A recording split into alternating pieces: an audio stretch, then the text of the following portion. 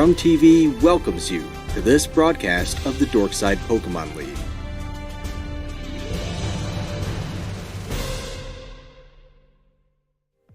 Hello, everybody. Man, my hair is absolutely wild. Hope everyone's doing good, doing great, doing wonderful. We're here. It is week 8 of the DSPL. Saturday, March 17th, which would actually be, that is St. Patrick's Day. So, happy St. Patrick's Day. Drink some Jameson, I guess. Not I guess. Definitely do it. Shout out Crawford. I hope everyone's doing good. I also realized I didn't, configure my camera before stream like I normally do, so and then bam, there we go. It's a little bit better. I hope everyone's doing good, doing great, doing wonderful. I just need to do one thing here, and then I have all the Poke Pastes and everything the way I like them in my commissioner doc, so I can then just copy and paste it into the regular doc as the night goes on. I hope everyone's doing good. I hope you are all not having yourselves a bad St. Patrick's Day. Hopefully you're having yourselves all a nice weekend. And you're all here for a good time. We've got some general managers in here. We got some general managers in the chat. We're doing good, great, grand, and wonderful. All right, let me do that. Let me make sure I don't accidentally. I'll just go here. Where's my matchup center? Did I update this? I'm gonna be really silly if I had talked about how I was keeping on track with that, and then I didn't for this week. When I was like, oh, let me do that. Yeah, I didn't do it for this week. I'm bad. All right, so it's whatever. I think I have numbers down, or I'll just pretend not to. I'll pretend not to do the whole like that's enough EVs to outspeed. Yeah. I'm just not gonna do that this week. But I hope everyone's doing good. I feel like I have too much headroom when I'm not sitting incredibly forward. So, but I hope everyone is having a blessed day. There we go. I think we did all our line. Yes. Got that JoJo hairstyle? Yes. Yes, I did. I am, let's go Colonel Support Bakery. I am, we are going to start with, Roby and Didax match. But I will not, cause I did not update I guess I could update it after it happens. And then on the standings and whatnot. Stats wise, I won't, because then that's a little pain in the ass. But I hope we're all ready to have ourselves a good day. I'm just gonna start giving eval. My team office is saying, "Thank you, Corn. I appreciate that." I can figure out most of them, right? It's especially now that I'm like in leagues and whatnot, and like so I'm like, oh hey, that Pokemon has that Pokemon's 85 base speed, that max speed that's tops out at 295, so that's to outspeed that. Like I'm getting my head right. It's the it's when people start getting fancy and doing the whole like, oh, here's 100 in attack, here's 120 in as MV likes to call them, the Chinese AV EVs. EV calc is entirely based. Yeah, exactly. No. That's the other thing. Most of the time it's vibes. Speaking of vibes, we got our shout out Bramble Gang. None of them matter, so they come into everything. We have we're going to have a new video in 2 weeks. Because I just finished a draft for a team. In a league. That's a kind of a big deal. I think I talked about it. I think I talked about it. Did I talk about it before? Can I talk about it? Am I in trouble if I talk about it? Hold on.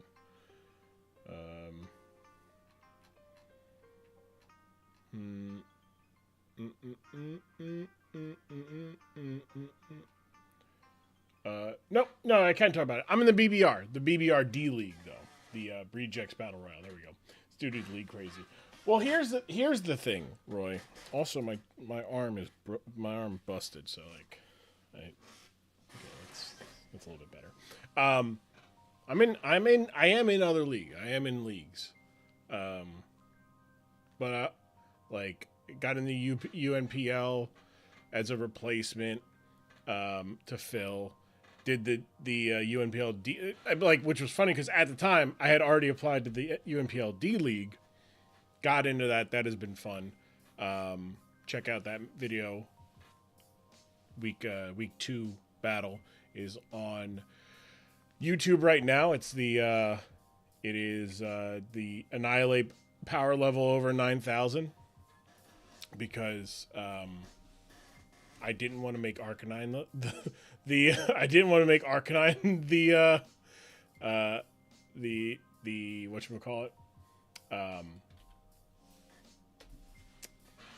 Didn't want to make Arcanine the thumbnail for 2 straight weeks. Hello, Pro Scream. How we doing? I hope you're doing well. So I went with somebody who had done some other work, but it really was just another Arcanine Goes Crazy game. But the reason why we are... What is going on here? Can I... That's just going... Okay. That's good. That is bothering me. There we go. Yeah. But yeah, it was another Arcanine Goes Crazy game and whatnot. But we've got playoffs. I think the UNPL, all the games are uploaded for the main league. Yeah.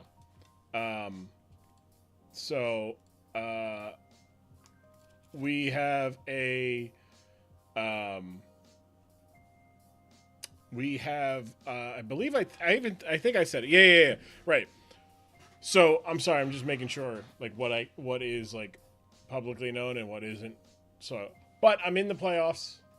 I am in the playoffs of the UNPL. I have played my playoff game. I will not talk about my playoff game.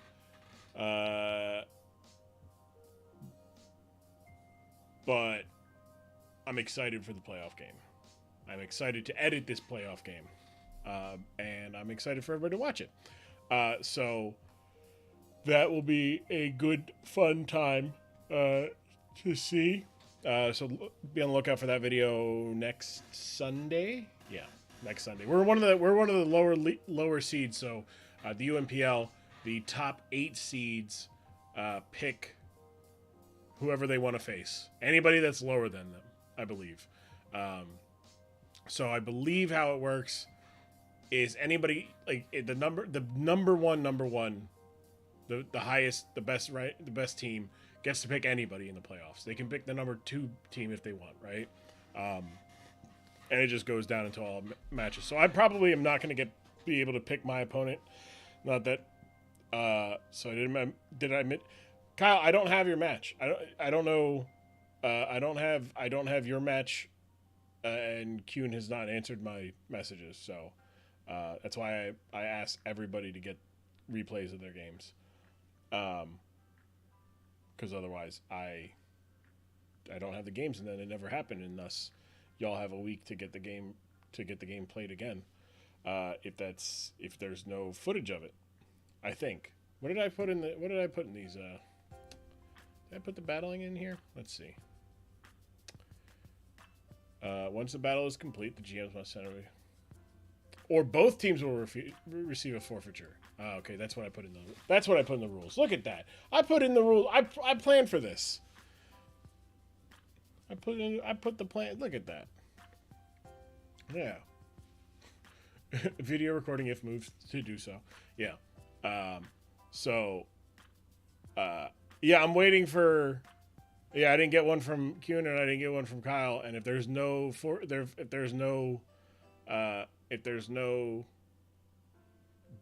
link for me to verify it, then it didn't happen. And thus, but if it did happen, Never had a chance to. Always save the replay. Always. Or save the replay, download it, upload it, one of the two. Always. Or always record it. One of the that also works too. Or send me the link directly to the room, and then I can get it when it's done. Either, as long as it's not been 15 minutes since somebody else did that last season. But yes, so that y'all got to figure that out. If you guys want to replay the game for next week, y'all can. If there's no thing or, I don't even know what the result was. Like, I messaged Kyle. I said, hey, what happened to the game there? Yeah, both of you guys forgot to save a match. All right, so I may ask. I may hit you both with a forfeit. I may be kind. You know what? What the hell?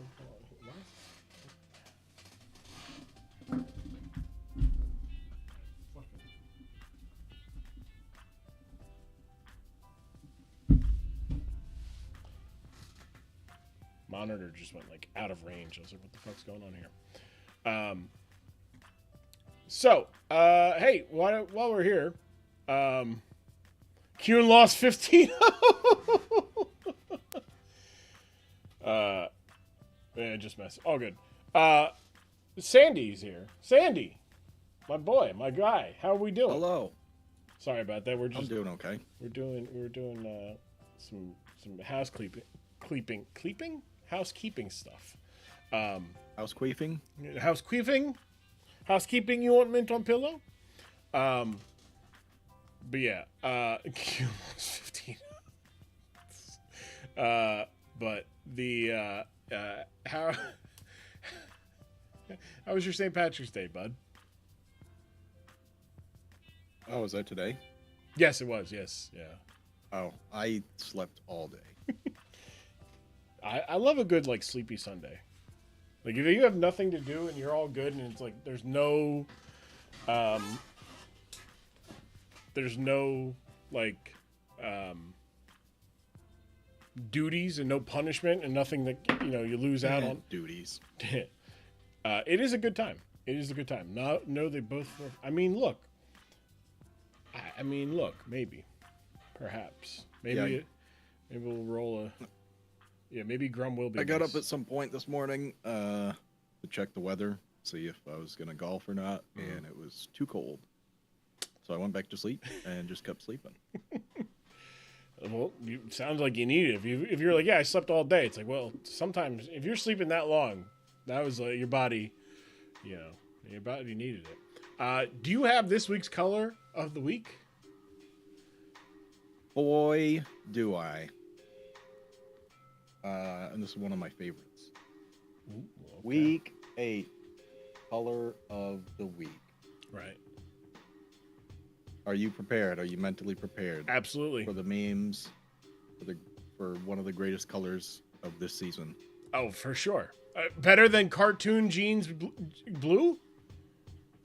I would say yes. This is on par with retired late fuchsia. Oh boy. What's up, DJ? How you doing, bud? Week 8, we have hot mess pink.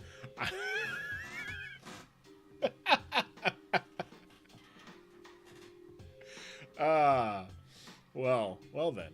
That is I love the what I love about it is that it says it's hot with 2 T's, right?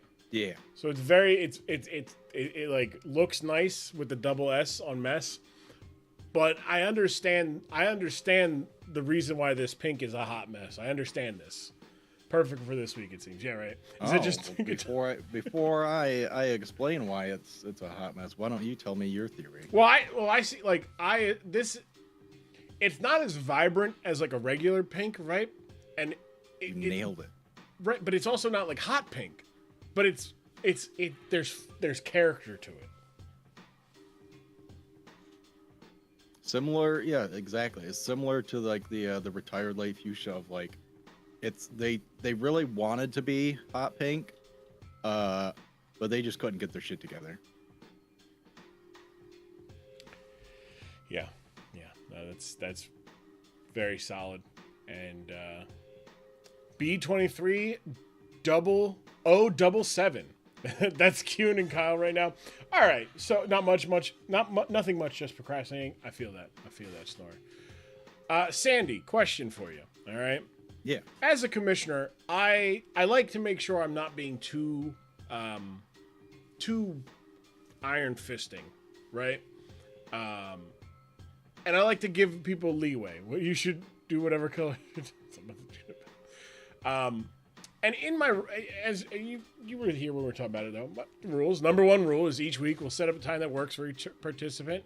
Once it's battled, the GMs must send a replay of the battle to the commissioner to verify the completion of the week, or both teams will result in a forfeit. Mm-hmm. Right? Or receive a forfeit. So, live match, let's do this. So I'm going to leave this up to Sandy, okay? And also, if Kuhn is available to do that, then that can be a thing. Can one of them use an extension? Hey, man, I was on my phone. I'll never do it again. I am willing to let them both use their extension so that we have their match. We end up watching their match next week. Or do we stick to what the rules say? They both failed to send a replay of the match to the commissioner to verify the completion of the week. I'd give them mercy, but that's just me. Here's the thing.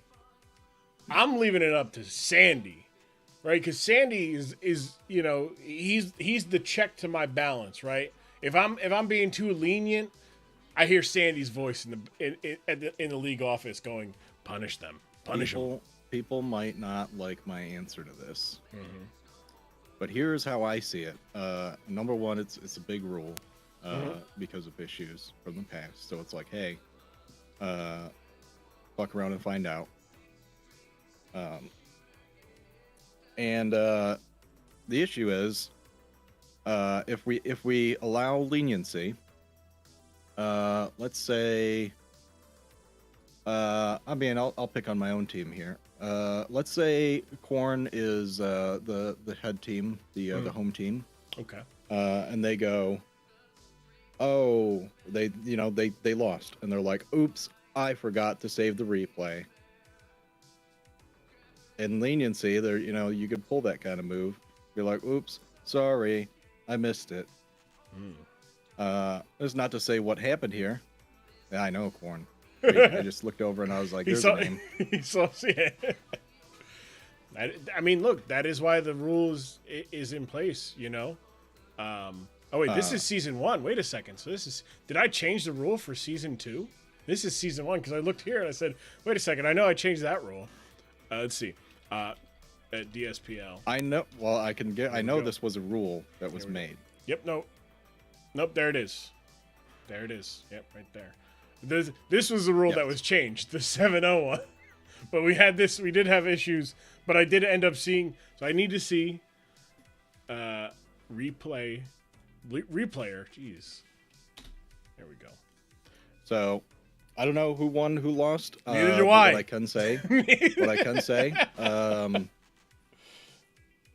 I would not give leniency. I would say that, Kuhn, being the active member of the league that they've been, as being a coach and now playing in the league, should be aware of the rules and aware of having backups. So if they don't have the replay, to me that's a big hit.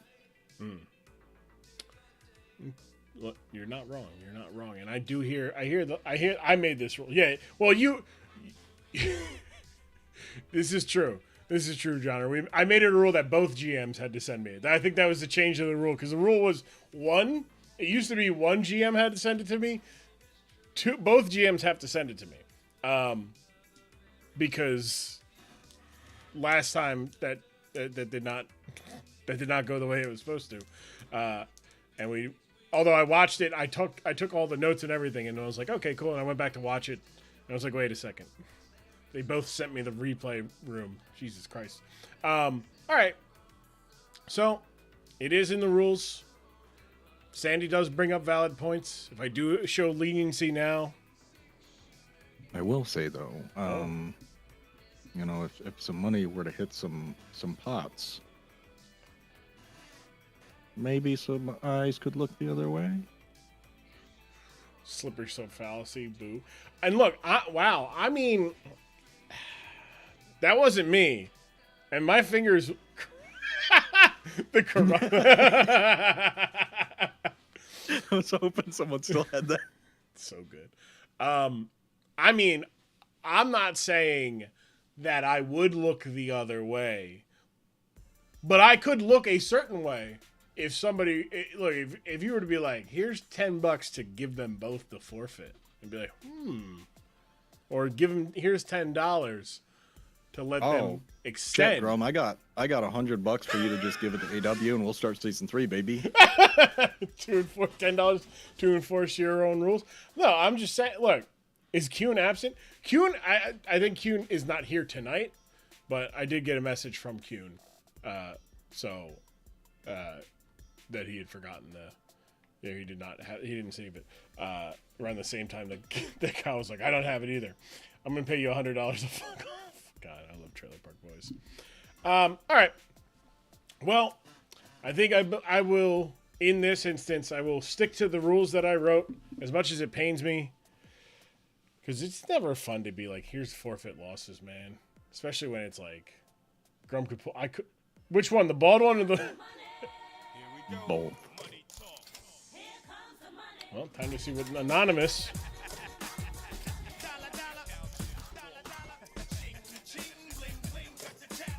Time to see what Anonymous says to do with this ruling.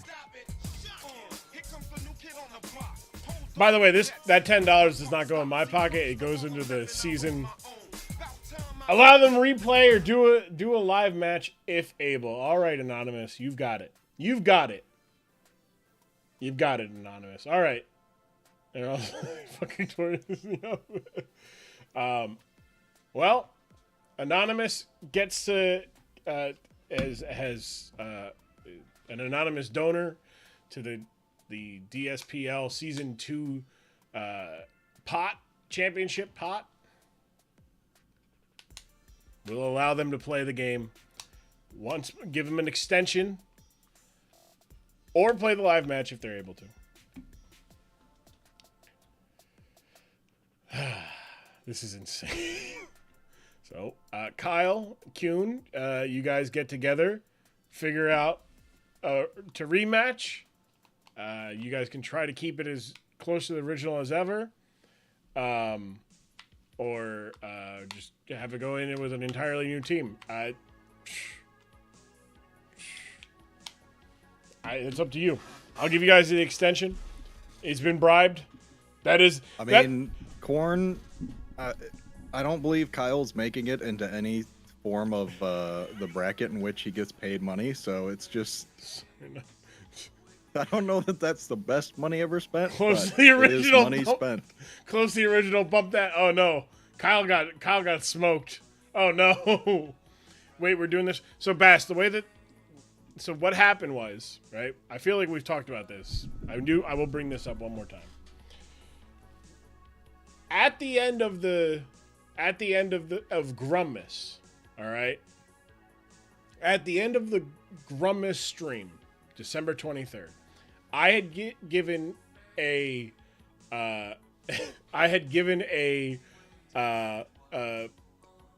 gift card to Steam to ProScream. I said, ProScream, it's yours. Just give it a couple days and it'll be there. And ProScream said, no. Put it towards the DSPL pot. I said, wait a second, that's a good idea.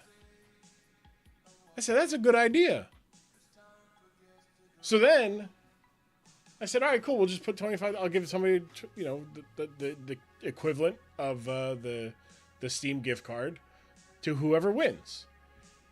And then people bribed to have the league's draft start sooner. So that money went in. And now this $10, that money also goes in. So we're looking at a not so insignificant little bit of plus the money to keep re-rolling the... Oh no, that went in my pocket. That's all in my pocket. That one in your that went in my pocket, all right? Maybe next year. Maybe next year we could do that. But that was after. Best $10 I've ever spent. Well, what happened was, Pro Scream did this after, like the Sub Rumble was Grumbus, Eve, and we were rolling the money, and it was all fun and games and everything. And then we had a bit of a Pro Scream was very generous, and I will tell you exactly how much we're up to on the actual the pot there. Boop,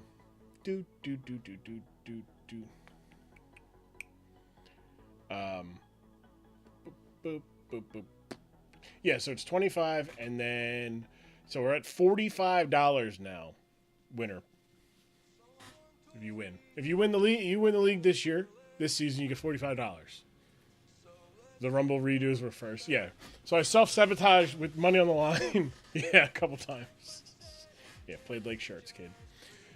And a belt. I don't have. Oh wait, that's right. Didact is making a belt for the league. I wanted to keep that a little. I think we talked about it on stream. I wasn't sure if we. Yeah, so Didact is making a 3D belt. I don't think it's going to be anything massive, like size-wise. Maybe. I don't 3D print, so I don't know this. But Didact will be making a belt for the champion. Make it big. Is Jesse Ventura making a belt for the Governor's Tournament? No, that one is the belt of the action. You don't get one for winning the Governor's Royale. That would be heat, though. I gotta focus on making pick him stuff. The later snore. Take it easy. Just buy a $5 leather belt and then I'm gonna etch something into it. It's up to the governor. You get the belt for the Governor's Royale. I think that's true. I think that's better. I think that's really good. I have a size 50 weight. It is his Royale. This is true. This is true. I don't think. Why is Jesse Ventura jump like that?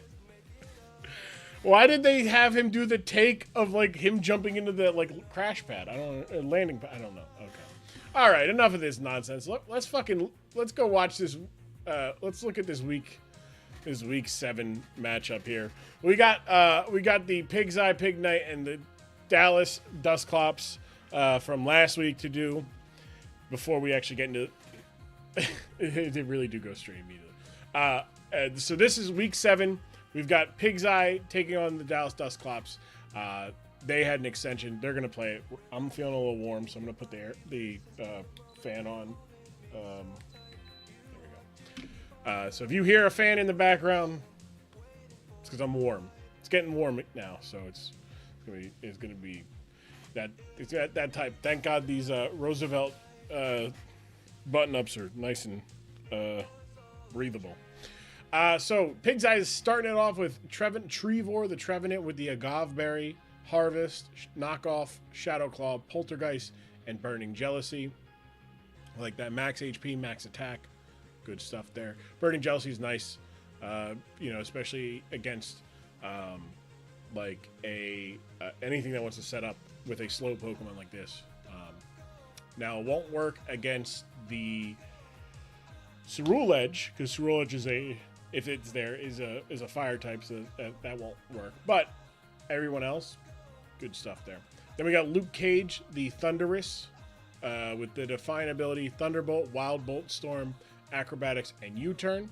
Max Special Attack, Max Speed, with a little bit of attack investment, so that the Acrobatics can do some stuff. Now, I will say this. The Genies do have some dog shit in terms of flying type moves, which is why they can't Terra, because it'd be fucking insane. But Acrobatics being only a 50 base power move is not, when it has leftovers, is not great per chance, but hey, you get a Defiant boost, and suddenly you have a 520 base attack, attack stat to go with that 55 base power. So it works out. It works out. Then we got Starfire, the Enamorous Therian, the Moonblast, Earth Power, Psychic, and Mystical Fire. Leftovers, max HP, max special attack. Good stuff. Graboid, also rocking the leftovers. Iron Defense, Iron Head, Body Press, Protect with the Terra Ground. Max HP, Max Special Defense. Like that with a Careful Nature. Big fan of that. Just some good stuff. The big Cassowary. Big Cass. He's 7 feet tall. You can't teach that.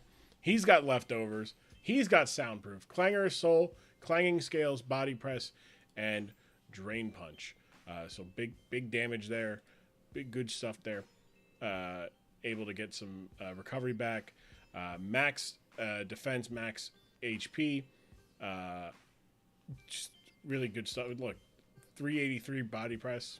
Good stuff. And then Blackfire, the Cresselia with no item. No item. So knockoffs are not going to be doing too much to it. No, I mean, it's going to be doing much to it, but not too much. We got offensive Cresselia, Moonlight, Moonblast, Psycho Cut, and Ice Beam. So good stuff there. Psycho Cut is interesting, especially because it does get Psyshock. So just roll the Psyshock. But going for the high critical hit ratio, good stuff. Sandy, anything that is standing out from Didac's team for this week? Or for this matchup, I should say. Yeah, I think Starfire is a shit name for Googly Eyes. It doesn't look like Starfire at all. Well, if you see, the other Enamorous, the other form, does kind of look like Starfire. So this is like if Starfire was a Transformer. No, this is like if Starfire had a pet. Okay. Starfire is like some kind of alien, and that looks like an alien pet to me. That is fair. That is definitely, because you're like, oh, it's a snake, but it's a turtle. It's a turtle with a snake on it. Yeah. Oh yeah, silky. Mm-hmm. So that is Pig's Eye. Let's take a look at the Dallas Dusclops. We have Jolteon rocking heavy duty boots, Terra Electric, Volt Switch, Thunderbolt, Alluring Voice, and Terra Blast. Max special attack, near max speed. Then we've got Landorus with the Assault Vest, so he's rocking a vest. Earthquake, Stone Edge, Body Slam, and U-Turn. Max attack, near max speed, a lot of good speed investment, and some HP. So that'll be a solid contributor against the likes of that's not a solid contributor. Not a good week for the Landorus here. Stone Edge is good against Luke Cage and Starfire, but Big Cassowary is the only one that takes neutral damage from that Earthquake. So maybe not the week for Landorus. We got Cerule Edge with heavy duty boots, Flash Fire, Bitter Blade, Shadow Claw, Dragon Claw, and Close Combat. Max attack, max speed with a Jolly Nature. We've got the leftovers Slowking with Regenerator, Scald, Ice Beam, Psychic, and Slack Off. Max HP, max special defense with a Bold Nature, so get a little bit more defensive investment there. I like it a lot. Then we've got Toad's Cruel, Expert Belt, Earth Power, Energy Ball, Toxic Spikes, and Dazzling Gleam. Really, Toxic Spikes only going to be helpful against, it could be helpful against Terra Ground Earthworm, and the Trevenant, and the Komodo. So that's not bad. So there could be some good stuff there. We've got max special attack, but we got some speed investment, hitting that 299 threshold, and going 112 with the defense. Good stuff. And then the Alolan Persian with its big old head, leftovers, fur coat, giving it a big defense boost. That defense stat gets doubled. That is a 4. Math-wise, that's 438 defense, max speed, Dark Pulse, Thunderbolt, Power Gem, and Parting Shot. So what is standing out to you about Roby's team? Whose team is this? This is Roby's team. This is the Dallas Dusclops. First I'd name that Tom. The cat? Tomcat? Yeah. Can you look at the Landorus again? Yes. Yeah, he's wearing the vest. Oh man. No helmet. He didn't wear the vest and get stupid defense? No. He didn't do it. But I'm pretty sure we do see vest stupid defense crimes against Classic humanity mistake. this week. So yeah, so good stuff here. I don't believe I had a prediction for week 7. We didn't post them up, so no need to go take a look. We can get right to it here. It's not me this time. It is not you this time. All right, on the bottom of your on the bottom of your screen is the Dallas Dustclops. On the top is the Pig's Eye Pig Knight.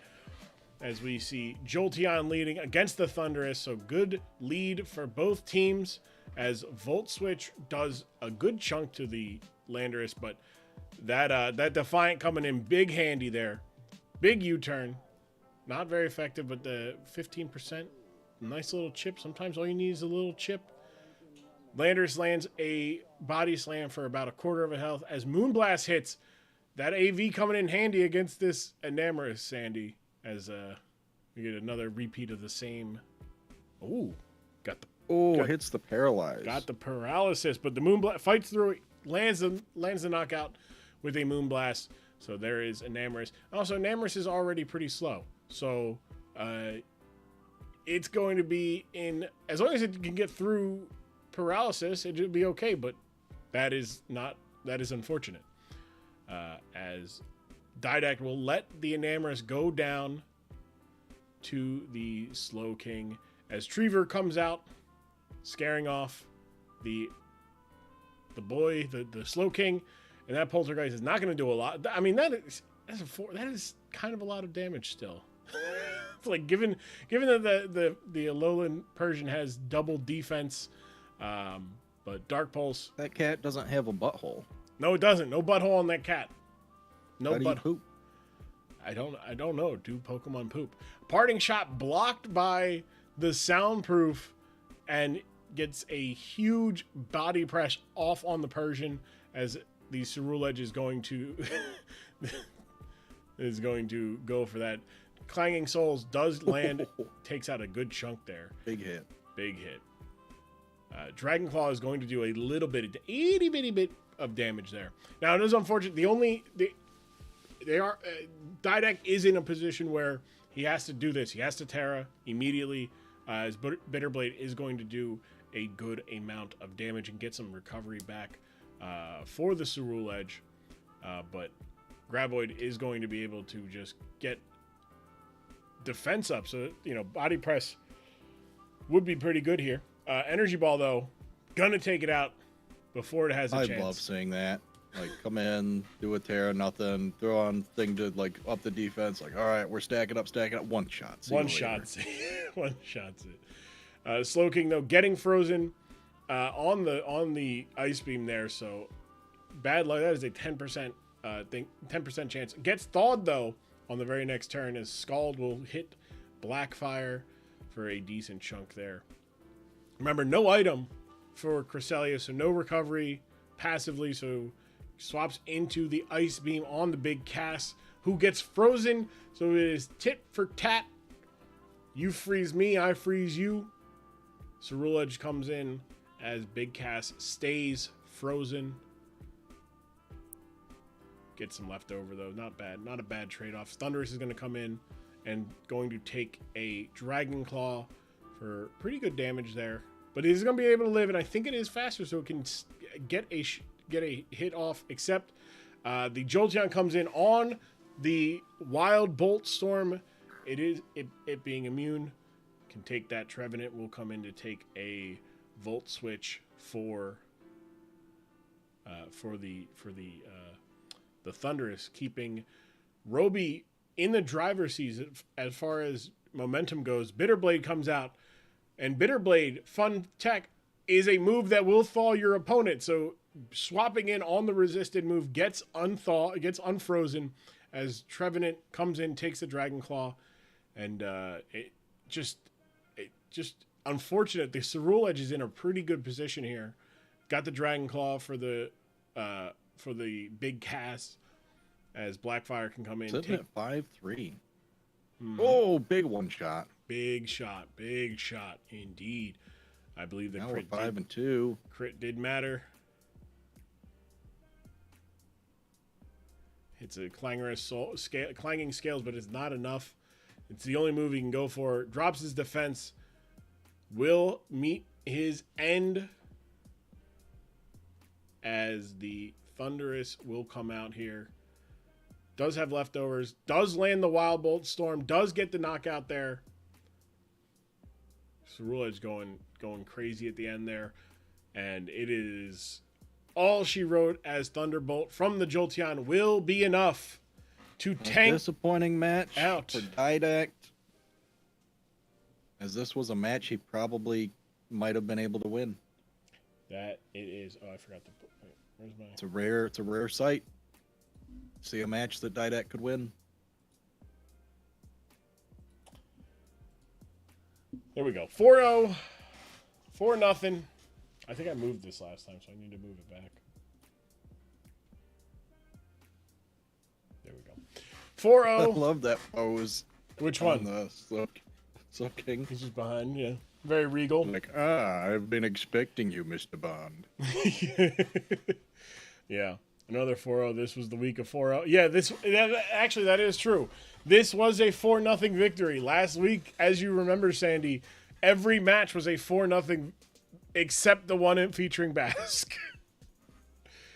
3 knockouts for Cerule Edge, 1 knockout and a status for the Slow King, as the Enamorous and the Thunderous, the genies, the Pokemon doing some work for the Pig's Eye Pig Knight. Sandy, what did you take away from that match?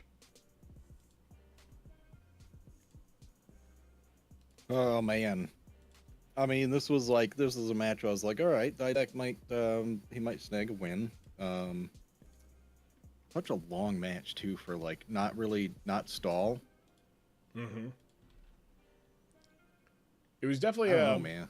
It was a patient match. Like, shout out to Roby being patient, forcing switches, knowing when to switch out. Didact did it as well. I know that getting paralysis, getting frozen, like bad luck, like those are rolls that happen, especially the 10% on an ice beam. But the having the Thunderous not being able to basically touch the Jolteon, like, ultimately was always going to come down to that. Was if the Jolteon's out there or even a threat to come in, Thunderous can't do anything. We saw that the Wild Bolt Storm went into it and did nothing. It was tough. It's a tough. You don't want to see that happen, right? Because you're like, all right, cool. Thunderous is going to get going a little bit. We got the Defiant right away, on the Landorus. The Namorous beat the Landorus, but the Landorus got the win, or at least didn't get the win, but is on the winning side of things. So I am doing this now. If either one of the general managers that were there, if Didact, if you would like to talk about this, or we can talk to you after your other game. If you want to come in now, you can. It's up to you. Brother, just fade my ass right now. Hey, tough loss. Yeah, no, I'm beginning to realize I'm not really great at this game. I can play randoms all damn day, but God, what it rains and fucking pours. It is certainly tough to. It's definitely a different game, right? Because your pool of Pokemon are the ones that you picked, the ones that you got, and then you go through you have an idea of what you want to do, and it doesn't work. Yeah, it doesn't work. Like John said, randoms are also a lot easier than draft. You have to figure out. So there's so many moving parts to building your own team, right? You have to figure out, okay. I mean, John, that's fair. Sandy does do that enough. Fuck Sandy. Yeah. Sandy, do you have any questions for Didact as it pertains to this match? Yeah, I mean, why did you lose so bad? Look, I don't know. Roby made me wait all day Saturday last week. There you go. Yeah. And then I made him wait all week this week. Neither of us remembered how either of our teams ran for this week, so that was one thing. But other than that, I mean, I pretty much had my plan, and then the plan really didn't work out. Another oversight by me. I thought I had put a item on Cresselia, and I didn't. So that's user error. But hey, I mean, season's almost over, right? That it is. You do. For you, it is. Well, that is also true. Listen, I got a whole nother league I gotta lose in, so the pain train does not stop. Look, you say that, but also, like, I think when the problem that really came down to it, and it was noticeable after the draft, was that this team was always going to struggle because it was slower. It was bulky, but it was slower, right? And if it couldn't start getting going in a good position with like punishing the switch-ins and everything, it was going to struggle. And that has been the case. It's not like you haven't had success inside of games, though. Like, you're not... No, everything has been close. Right. It's just that when you look at the end of the match, it's like, oh, you got fucking blown out. It's like, yeah, but I did do a fuck ton of damage. Yeah, like, I beat you. If you just take the amount of health that you had, I was this close. I almost had you. But I love the play of like, hey, here comes a bitter blade. Let me go get unfrozen. You know? Yeah. Like, I'm gonna resist the fighting, or I'm gonna resist the fire. So might as well bring him in to resist it, get thawed, and then, unfortunately, I didn't have him set up for Shadow Claw this week, which would have been pretty great. Yeah. Now the fans do appreciate you losing 4-0, so that Bask remained the only person whose match did not have a 4-0 result. So that we can continue to clown on Bask for not winning 4-0 last week. But we do have another match of you, so we'll talk to you a little bit later about that match. But until then, good luck. We're going to act as if you're going to go play it right now. Oh, yeah. Yep. I'm going to go suit up and watch that match. Yep. There you go. Thank you, General Manager Didact of the Pig's Eye Pig Night. We'll talk, you know what? We'll talk, because Roby's game is up next, Sandy. So we'll talk to Roby next, after the next game. I do want to take a look here, though, at the Week 8 standings. Oh, wrong one.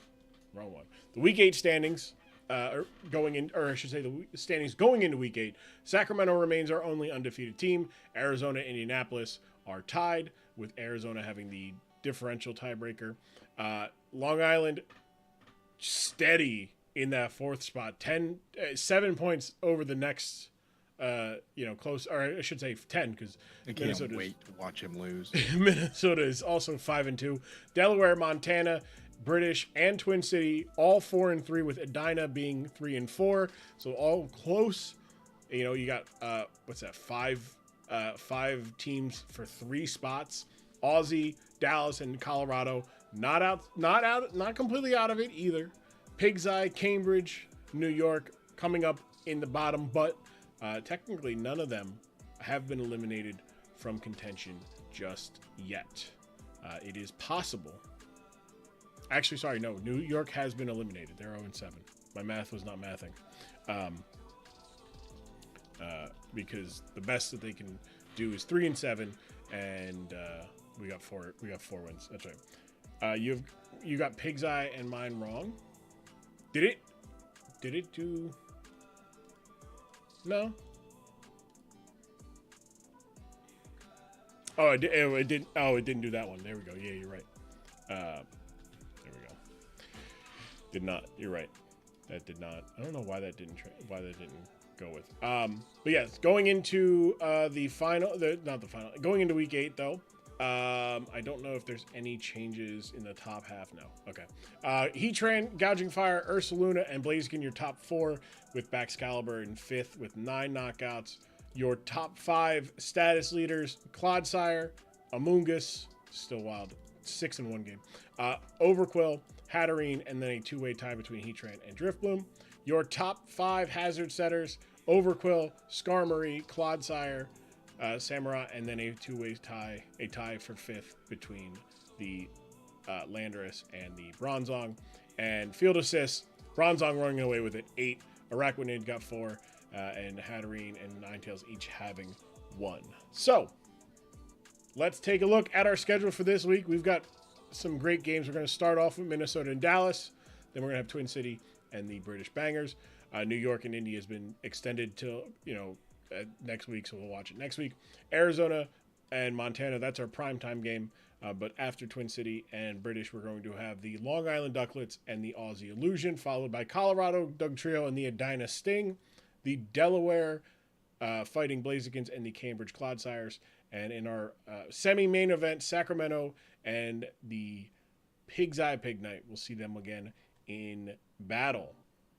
So let's, without further ado, Sandy, are you ready for I am ready for week 8. Because I am ready as well. We've got our teams about to be ready.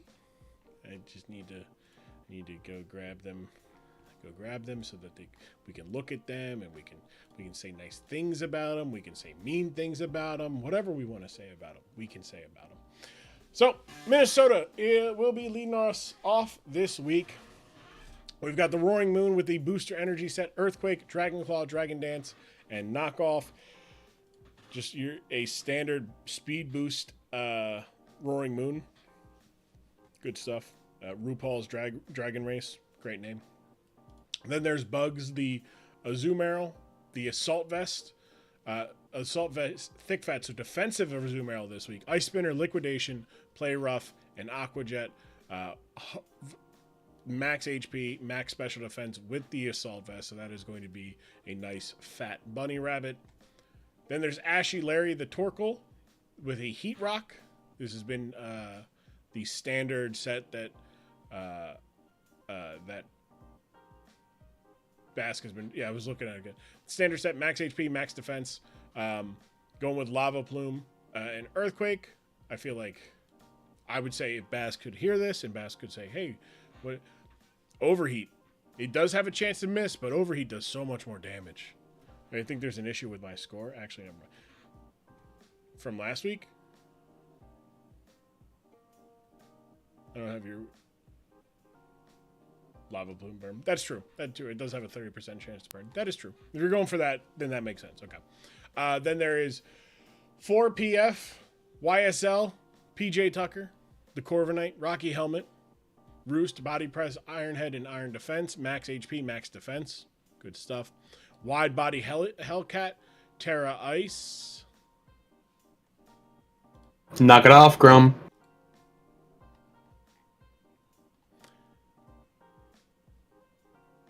Sandy? Yeah. You see, these are the Terra types that Venusaur can be, right? Poison, fire, water. What does that say? It says ice. Okay. Now, look, this isn't a problem. Some would say that is an illegal Terra. It is. However, the way we do these, as long as there's not, if you don't break the rules actually in the game, you don't get the forfeit. So as long as we don't see Venusaur Terra into an ice type, there's no forfeit. As long as there's no Terra, as long as he doesn't Terra, I have called the Minneapolis Police Department. Yeah, it's a crazy rule to be like, this Pokemon can have an assault rifle, a sniper, but they can't have a shotgun. But if they bring a shotgun, it's totally okay as long as they don't shoot it. Look, the rule is as long as he doesn't Terra. Like, because if he Terras, then it has an actual effect on the game, right? But if he's always grass poison, there's nothing that changes the game. But if Bask Terras into an ice type for whatever reason, then he will be breaking the rules. After this, I think. Well, all right. Well, Sid, are you familiar with Chekhov's gun? Look, Corn flew back to Minnesota. He could leave the state. He's leaving the state at some point in the next 2 weeks. All right, we can make it. We can make it. User basket can be compromised to a permanent end. And then we have Crabgrass, the Choice Scarf, Protosynthesis, Slitherwing with Close Combat, Flare Blitz, U-Turn, and Earthquake. I also flew to Minnesota for this exact same reason.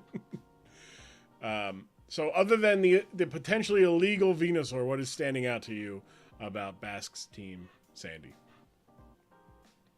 How's it going, Dave? Is a Zoomerl actually like a rabbit? I believe yes, it is. It's supposed to be a rabbit. I mean, those are definitely rabbit ears. Well, I mean they're long floppy ears, but I mean I've seen dogs with ears like that. That's true. It's definitely not. I can tell you right now, it's definitely not a dog. No, it's definitely not a dog. Definitely not a dog. I'm about 80% sure it's supposed to be like an aquatic bunny. The aqua rabbit Pokemon, yes. So it actually is a bunny. Yes. Oh, weird. Yep. But yeah, so yeah, it's solid, just standard Basque in the Sun team. We've got What's the Corviknight have? Rocky Helmet. Okay. Yeah. So let's take a look at Roby's team. So Roby coming off of a Week 7 win. Can he make it 2 in a row? Can he triple the win total? We've got Jolteon. We have Terra Ice, Jolteon, which is legal. Volt Switch, Thunderbolt, Alluring Voice, and Shadow Ball. So no Terra Blast. So that is I feel that's an oversight, I think. 322 speed. Good speed creeping here. Don't need all that speed because as long as 370. Problem is Brewster is there, so even then you could even gone even further down. But Choice Scarf there will also be faster than it. What would make Volt Switch even stronger? Like, what do you increase? Special attacks. Like what it like? So the category when you see that squiggly, that means it's a special move, and then this is like a physical move, like pow, So okay. Volt Switch is increased by a special attack, which is maxed out here.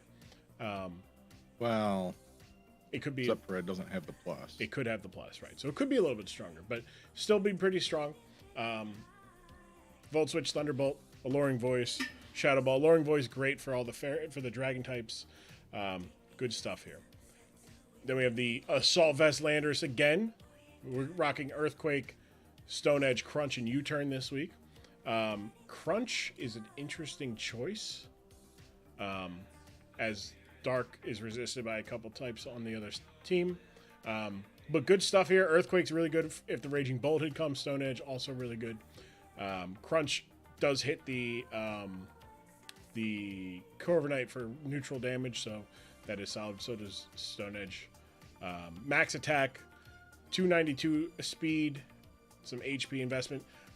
I'm liking what I'm seeing from Roby here. Roby's getting the experience of like, hey, speed creep. That's an important thing. Like, who's the fastest Pokemon near me?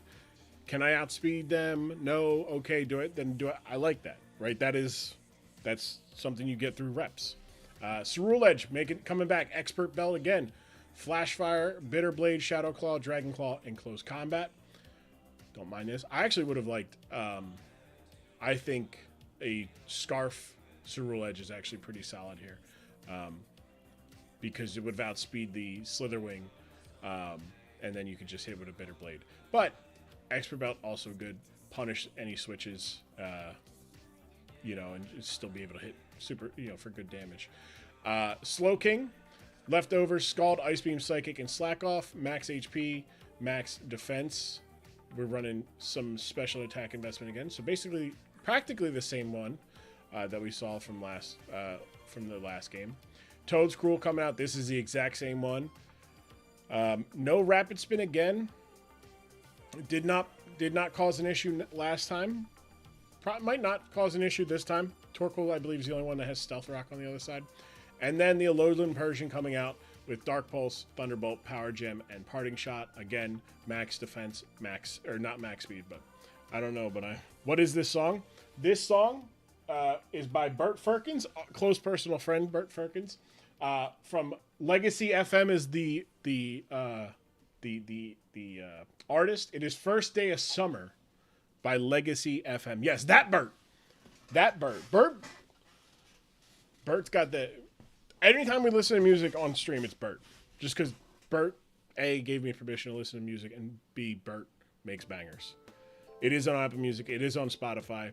You can go check out our boy, Bert Firkins, Legacy FM. It's right here. If it wants to load up. Summer Play. It's such a good song. It's such a good song. It's taking forever to load. Why are you doing this, Spotify? This is why I don't use Spotify. Time lost. There's some good stuff here. Horny Bob is on the dance floor. It's good stuff. Good stuff. Oh, new one. Horny Bob. That's right. But yeah, you can all see it there. Legacy FM. Can I see? I'm gonna just go. It's off of Dystopia. No, it's a single. No, it is off the Dystopian. Good. Love it. The First Day of Summer is really good. But yeah, Bert Firkins, Legacy FM. That's all we listen to on the stream because it's just chill. It's just chill. There's other music we can find that is, but it just mean going through. Ripping Heaters is good. It's just good. I just like it. It's good stuff. Shout out Bert Firkins. Also streams on Twitch, by the way.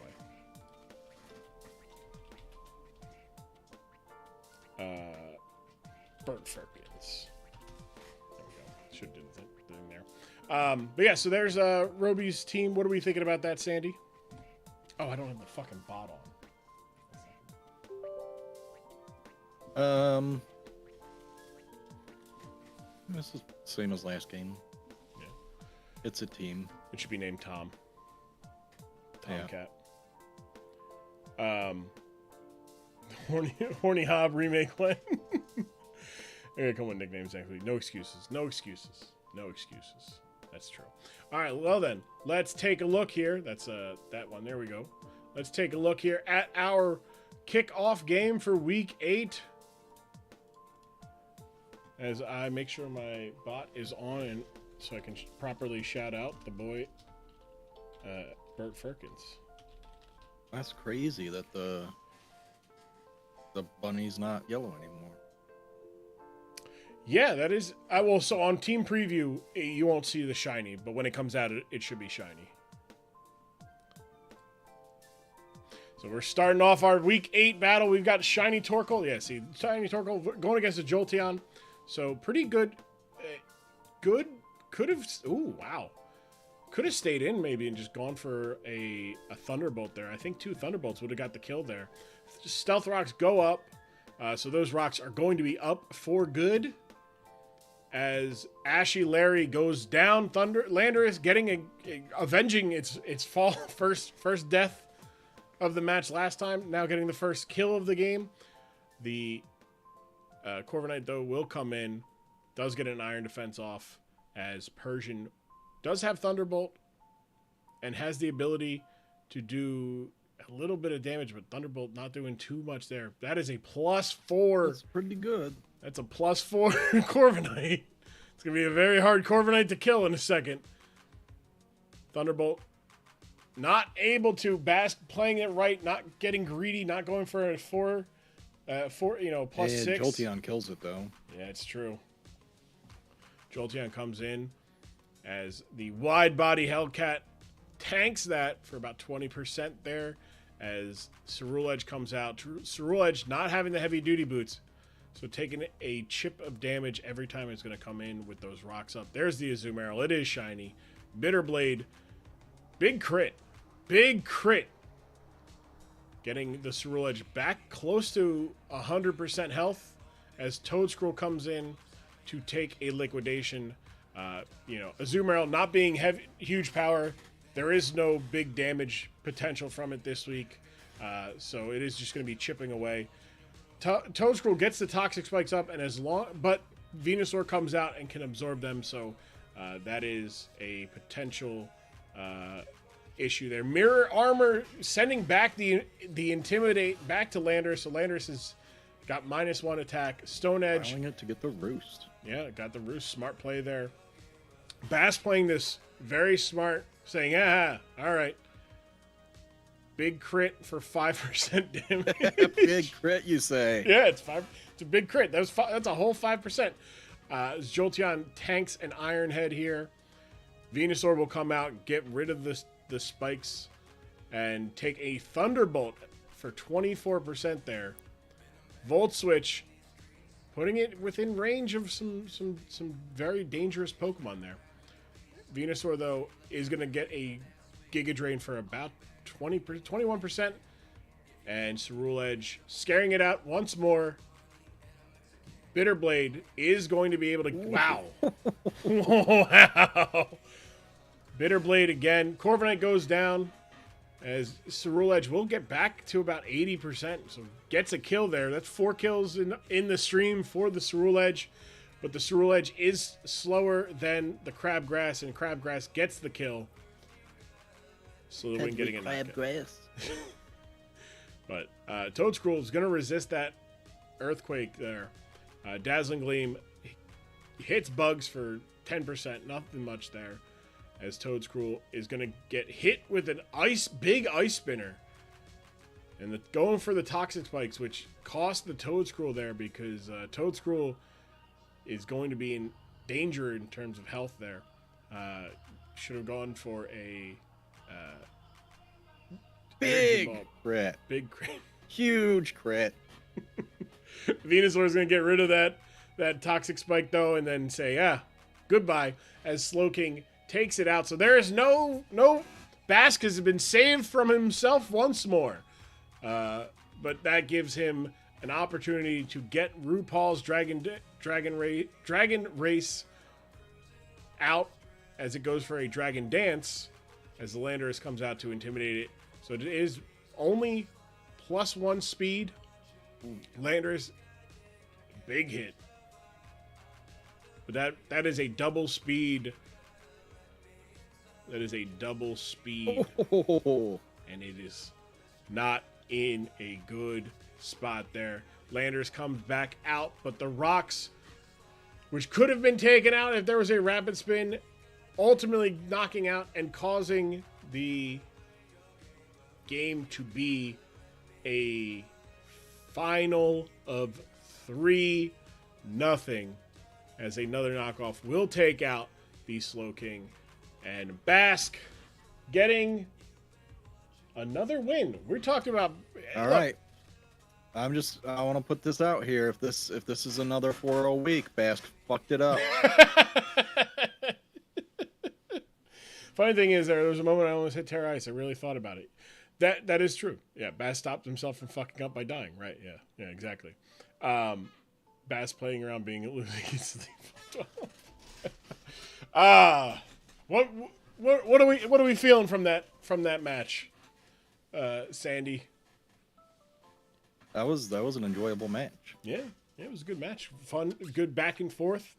3 knockouts for the Roaring Moon. And that is why Bask running Booster Energy, even though he does have the Sun, it guaranteed that he was gonna his boy would be able to be faster than even a Choice Scarf, Jolteon. Because that is a concern. It could have ran Choice Scarf and then it's faster. He's like, no, I'm gonna get this Dragon Dance up and I'm +2 in speed, and I'm good to go. Like he didn't even have the attack boost because the Landorus came out and dropped the attack before. But really good. Those hazards really played a big part because the Landorus couldn't come back in, get an Intimidate to have like -1 and maybe lives a knockoff. Like Jolteon maybe lives a knockoff. But also Slitherwing was in the back there. So Bask had plenty of ammunition. He's going to move to 6-2. He's going to be taking on the currently undefeated Sacramento Colvings, as the Dallas Dusclops will go to 2-6. They are close to being eliminated from the playoffs. Close to being eliminated from the playoffs. They need to win out, and they need a lot of help. They're going to be taking on the Indianapolis Ignition next week. How about we talk to Roby now, Sandy? We talk to him about his win and his loss. Yeah. Hi, how's it going? Hello, Roby. Oh, let's turn you up there. Oop. Hello? Hello. I can hear you. It is just quiet on the stream there. There we go. GM Roby of the Dallas Dusk Cops. Congrats on the win. Thank you. Tough loss on the loss. Hey, How do you feel overall about the week that you had? I feel pretty good. I made some really good progress, particularly in my week 7 match. It's like you said, I tried to make sure I paid attention to the speed creep in IVs. I tried to make sure that, everyone needed to be faster than I was.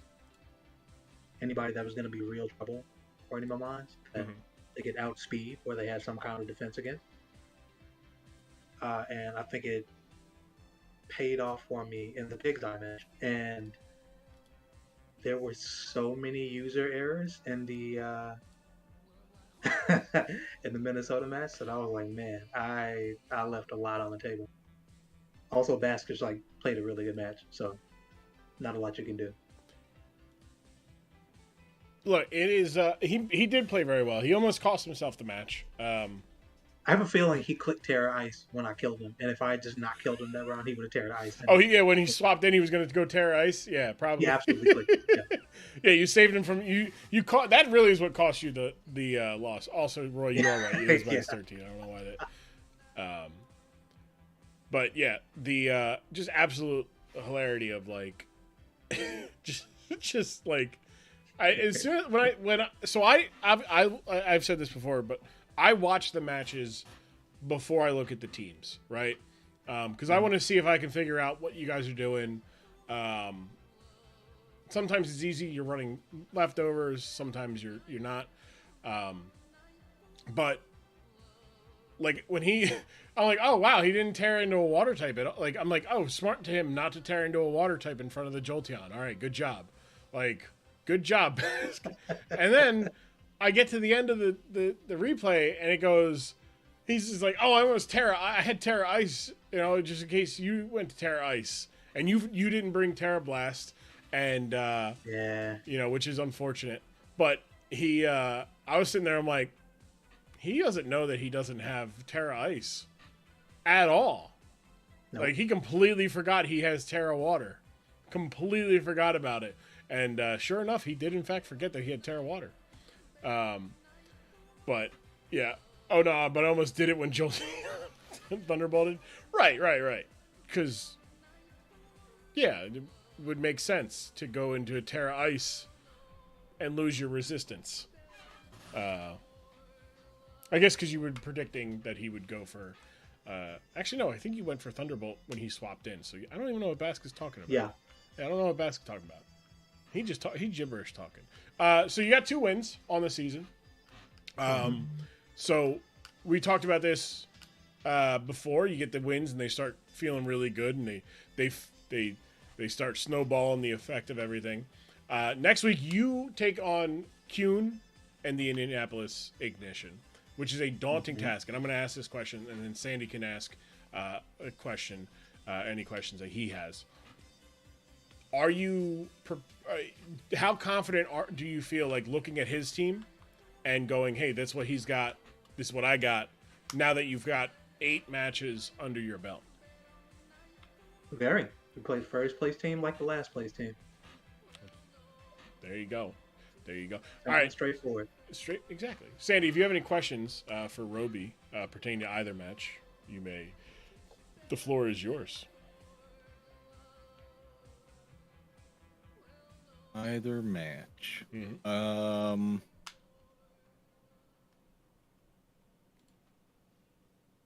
I had something I completely forgot. Are you going to name your cat Tom? I am going to, if I bring back Alolan Persian, I will name it Tom. I will also have nicknames next week. I cannot.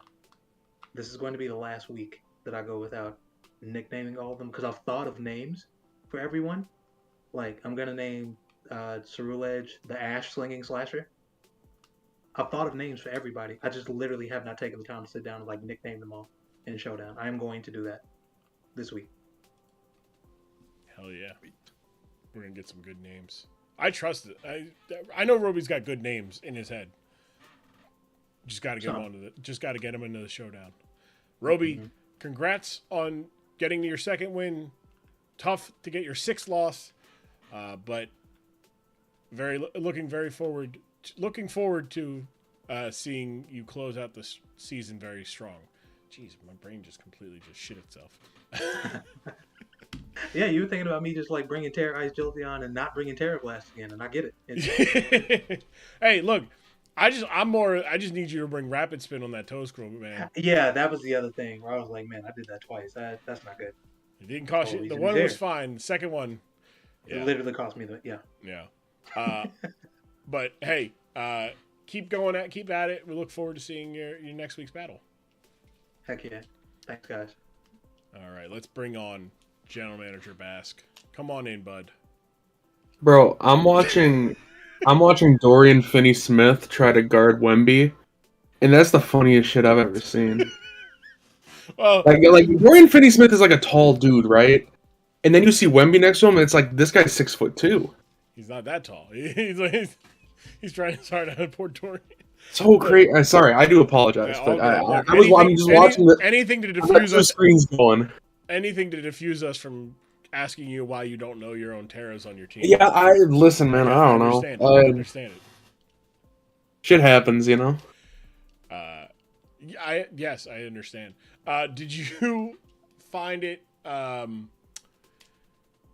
Did you find it interesting this week against Roby that he was able to like outspeed certain things? Like, as somebody who was in Roby's spot last season, right, coming in with very little competitive Pokemon experience, did you have like how do you as his opponent evaluate Roby's growth? No, dude, like he's I guess it's similar to what I was saying about Kyle last week. Like records be damned, man. Like there's still good players, you know? Like we just unfortunately have really, really good players on some of the, you know, like Beto, and would you quit fucking laughing at me, AW? Thank you. Like people like not AW, like Korn, like people like that. Like there's just really good people here, man. Like that record doesn't mean shit. It's true. That's true. Records are nothing if not they're made up. Numbers lie all the time. Sandy, do you have a question for Bask? Hi, Bask. Hello, Sandy. How are you? I'm pretty good. How are you? I'm doing all right, pal. Let's see. What's your record now? 6 and 2. 6 and 2. 6 and 2. 6 and 2. Who did you lose against? I trolled away a win against Harold Pestered, and then I lost to Kuhn. But it was like I really won that because I got the Destiny Bond tech to work. So like, you know, it's a half a win. So like, you know, really just one loss, and even then, that one loss was me trolling myself away. So if we really think about it, I'm undefeated. You know. That is true. I mean, we have numbers if you do look at it that way, which is looking if at it things wrong, went differently, I would be better. Let's just put it that way. Right. Bass, question for you. Yeah, what's up? I'm sorry, I have Sandy, never seen. Sandy, I'm sorry, Sandy. Did you have another question for Bask? Oh, you can do yours first. Oh, I was gonna say, Bask, have you ever seen Shane McMahon Terra Squad? No, I haven't actually. Okay. Please look at the All right, I am zoned in. I'm ready. Snoop Dogg and the okay. Get your camera out of there. Oh wait, is this?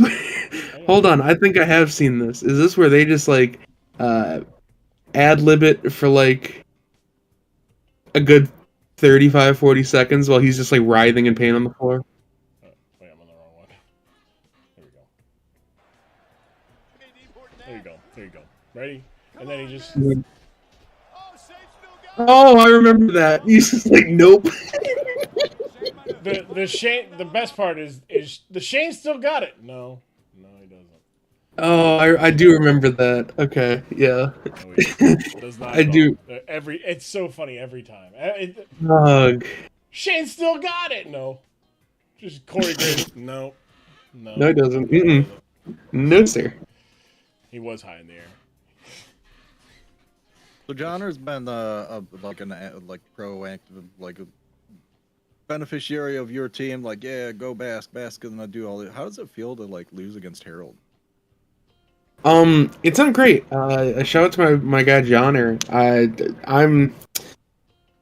tried to do. I tried to help him. You know, I tried to get one back for him. You know, he got the team taken away from him, and you know, I tried to be a real pal. I couldn't do it. My favorite. Bast, looking forward to you. No, say it. Just getting wrong is everything. General manager wrong Bask. All right. He didn't have his team taken away. He quit. He literally was on stream. This man is celebrating too hard. Yeah, he got drunk. Oh boy, wait. He got his team taken away. Before I ask you, would you like? I have a calc for you. Yeah, go for it. 252 EVs attack, choice band, tinted lens, low kicks, U-turn versus Slitherwing. Guaranteed 2-hit KO. Just wanted to let you know. Well, a good thing I'm not bringing Slitherwing next week. I don't know what I'm bringing. I have no clue. I was gonna say, have you taken a look at your matchup against Beto and the Sacramento Coffins? Listen, man, I'm not gonna sit here and say that I think I have a great chance in that match. Like, Beto's really fucking good. So I don't know. We'll see. If I can like do some stupid shit and fumble my way into one, sure. But we'll see. All right. Well, General Manager Bask, good luck next week. Congrats Thank on your you. win this week. General Manager Bask of the Minnesota Lycan Rocks. Let's take a look at our next matchup here. We've got the Twin City Thick Boys. So we're staying in Minnesota as the Twin City Thick Boys take on the British Bangers. We got Big Kyle, the Rillaboom, with the Life Orb this week. Grassy Glide, Knockoff, Drain Punch, and High Horsepower. Max Attack, 184 Speed. Just vibing here. I'm not even going to try to think of these numbers. The only reason to win is so you can talk shit next. That's true. Then we got Booster Energy Boulder, Max Speed, so that'll be getting a speed boost from the Booster Energy. Swords Dance, Mighty Cleave, Psycho Cut, and Earthquake. Really good stuff there. Stabby Otter with the Focus Sash, Aqua Jet, Copycat, Ceaseless Edge, and Taunt. Copycat, the fuck? Ash! We're going to talk about this. You better not go nowhere, Ash. The fuck are... You know what this move does, Ash. This uses the last move used in battle. What? Ash on a 2-game losing streak is like, I'm gonna run a Copycat. On a max speed, like I get not max speed, max HP, max attack. Like it works. He made it slower, but I got the fever. Yeah, he went to the Speedo school of usually useless moves. Yeah, Jesus Christ, Copycat Taunt. Like, Taunt works opposite. I'm trying to figure... He's cooking Max Caliber. He is, but, like... Focus Sash, Sharp... I don't know. I'm not going to doubt Ash. But that is very odd. Choice Specs Infernape with Aura Sphere, Overheat, Scorching Sands, and Grass Knot. Max Special Attack. Near max speed. I like that a lot. Then there's Grassy Seed. It's about time. It's about time we started seeing some of this. The Grassy Seed on Burden strats. I miss Avalon, Defog, Hex, Will-O-Wisp, and Memento max HP, 252 speed. That gets him to 504, 504. So that's really good. He taunts so they don't do it again. But Jeremy Shohan is so fucking. See his face. And then there's Bridgemon, Light Clay. Ooh. Light Screen, Reflect, Stealth Rock, and Dragon Tail. Wow, so support our Showdown. Okay. All right. Damn, if only someone could do some cooking with Unburdened. I like that. No, I like that. Max defense, cool, good shit there. Good shit there. The only change I would make to this, but Ash, you're cooking. I would just go max special defense, just so you can guarantee to get that light screen up, potentially. But I like this. I like this a lot. Ash having a god tier rain team and not using rain is still so fun. Here's the thing. He just doesn't have a good rain setter. He just doesn't have a good rain setter. He just doesn't. He needs a good rain setter. And then he cooks. Like, you don't get rainy day, do you? Rain dance. Oh boy.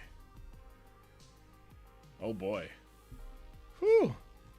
That's actually Grum is spoiling. I'm learning this for my own self. All right. Does the boulder get rain dance? No, it gets sandstorm though. Please stay off my. All right. Okay. Sandy, what from Ash's team is standing out to you?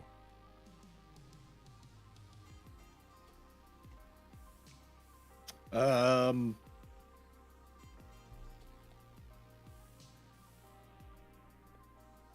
I had to sneeze. Oh, good. I don't know. It's a team. It's a team. Okay. All right. Got Big Kyle and regular Kyle. I like that it's not little Kyle. It's just Big Kyle and just Kyle. I do like that. Let's take a look at Orange team.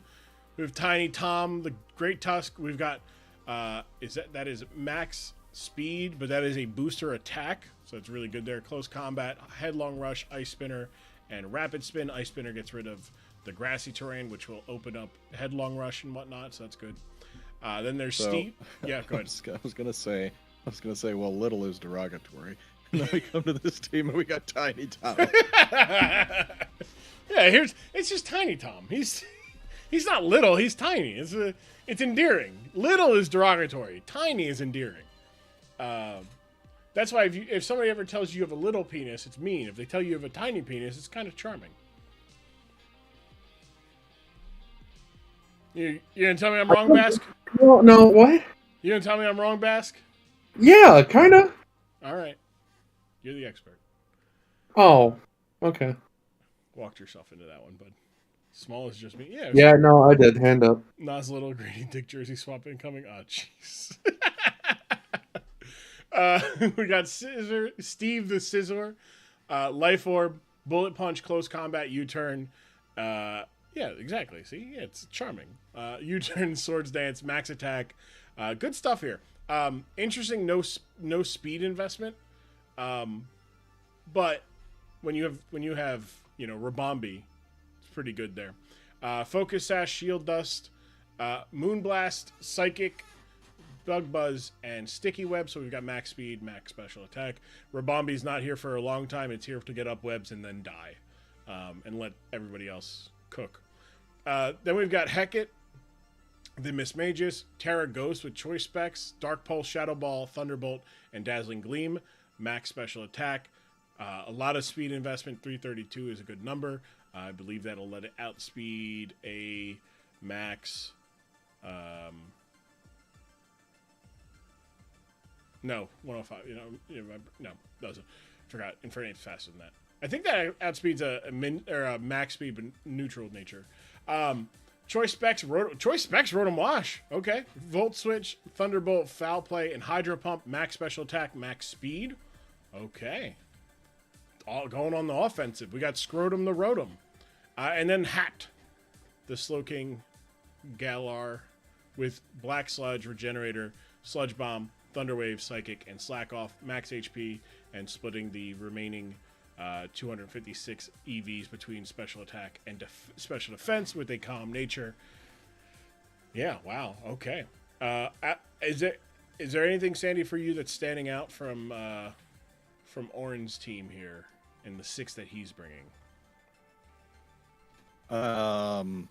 I'll take a look in a second. I've been real distracted getting this.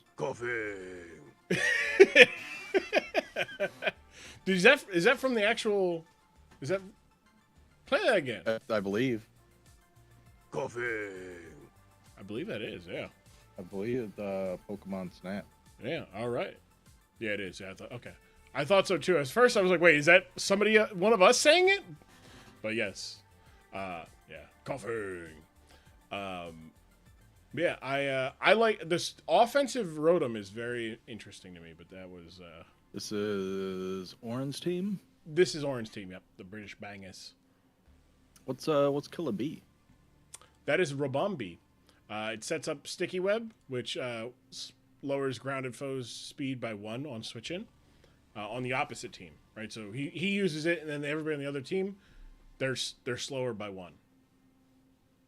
Smash.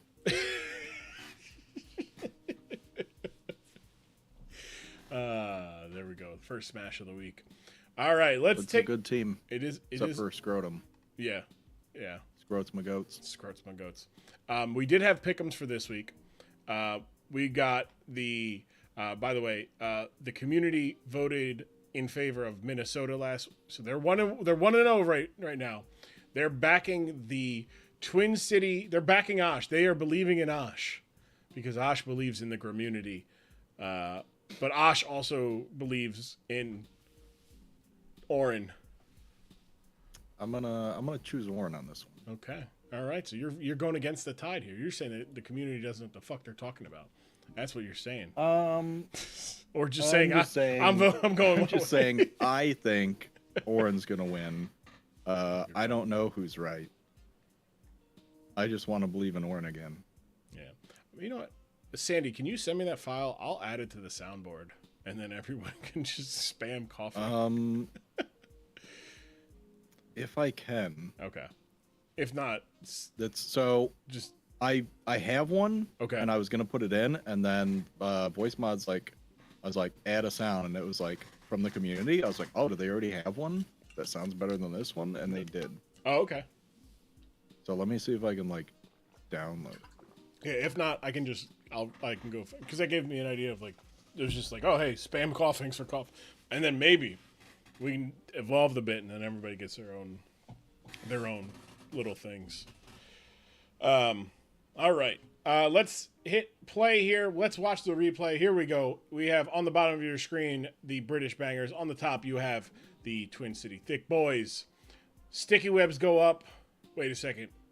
The copycat. What? No. What? The copycat. No. No way that. Osh. No. Let's go. And then gets the Cecil's Edge. Gets the Aqua Jet. Good Lord. Jesus. Now, here's the thing. They're not all the ways going to be up for everybody. Because the both teams can get rid of these hazards. But the fact that both teams is now neutral. So the strat of get the sticky webs up, not going well. And that is also going to work against Rabombi, I believe, dies when it comes into, or no, it's 8%. So it is not. It can come in and get rocks or gets the webs up again if it needs to. Oh, perfect. Yeah, no, there you go. There no need. It will come in perfectly. Wow, 76 memento though, as the Rotom. So there's. Okay, so Osh just kind of giving up 2 Pokemon early, very early. But now the Boulder's going to come in though. Get the stealth, get the Swords Dance up. Eesh, that momentum coming in needed all of those -2s from the Drifloom, as the Boulder is going to get the knockout there. I don't know if that's going to. I feel like you want to leave that up. You should have let the Rotom go down. I believe in Steve. Yeah, Steve getting swapped out though, because Steve does not want to take an overheat. Whoa, Jesus Christ! I know it's choice specs against choice specs, but good Lord! Wow. Thunderbolt, big Thunderbolt there. Scrotum, though, going to get the hell out of here, right? Yeah, go back to Steve. Steve's going to take a knockoff for big damage. But does get some recovery back. Get some recovery there. Bullet Punch does not get the kill, as knockoff is going to get the kill. Way to go, Steve. Steve did as much as he could. Slowking, Galarian Slowking coming in, getting hit with a knock. Oh, Jesus, Big Kyle. Holy. Big Kyle's. Good Lord. Big Kyle also being able to tank some hits here. Grassy Glide does not get the kill. Tiny Tom is going to be able to get a rapid spin. So now it's interesting because Tiny Tom going fast. And we just need to see if size matters. That's a lot of damage for such a Tiny Tom, but it is not enough. Those defense EVs coming in. It lived. He lived. That is unfortunate. Well, that just gives him a free switch, a free sack here. Lets the overheat go down. Oh no! Lets the Rotom go down. The wrong call. Oh no! No, the Rotom was so good. Oh, the Rotom was so good. And now Hecate isn't going to be able to outspeed the Boulder, and the Boulder gets to clean up. Whew. Whew. Dicks out for Big Kyle. Like, what a game. What a game. This game, it was 6-4 with a relatively healthy British team for about midway through the game. Hats off to both. Let me get some rounds of applause. Give some. Let me see some love for these guys. Good Lord. Nah, great game from both of these general managers. That's right, everybody. Yeah, look at all. Yeah, listen to that. Look at that. Three knockouts for the Boulder. One knockout for Big Kyle, the Rillaboom.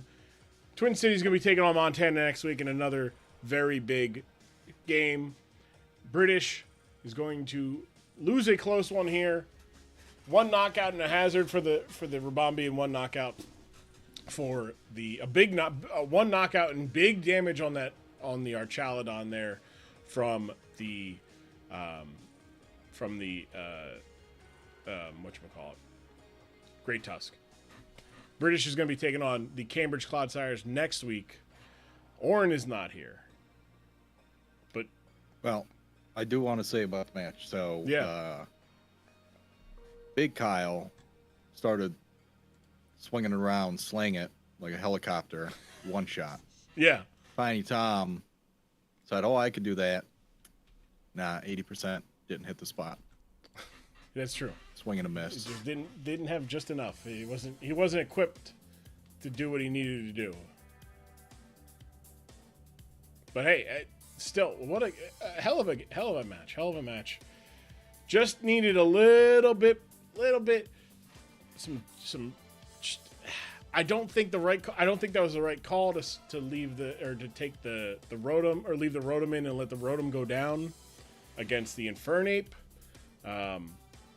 Mainly because it probably wasn't the right call. I think you could go in against your specs, go in Volt Switch, go to the Great Tusk and let them make the call of what to go to, and then you decide what to go from there. But I did send you the sound. Okay.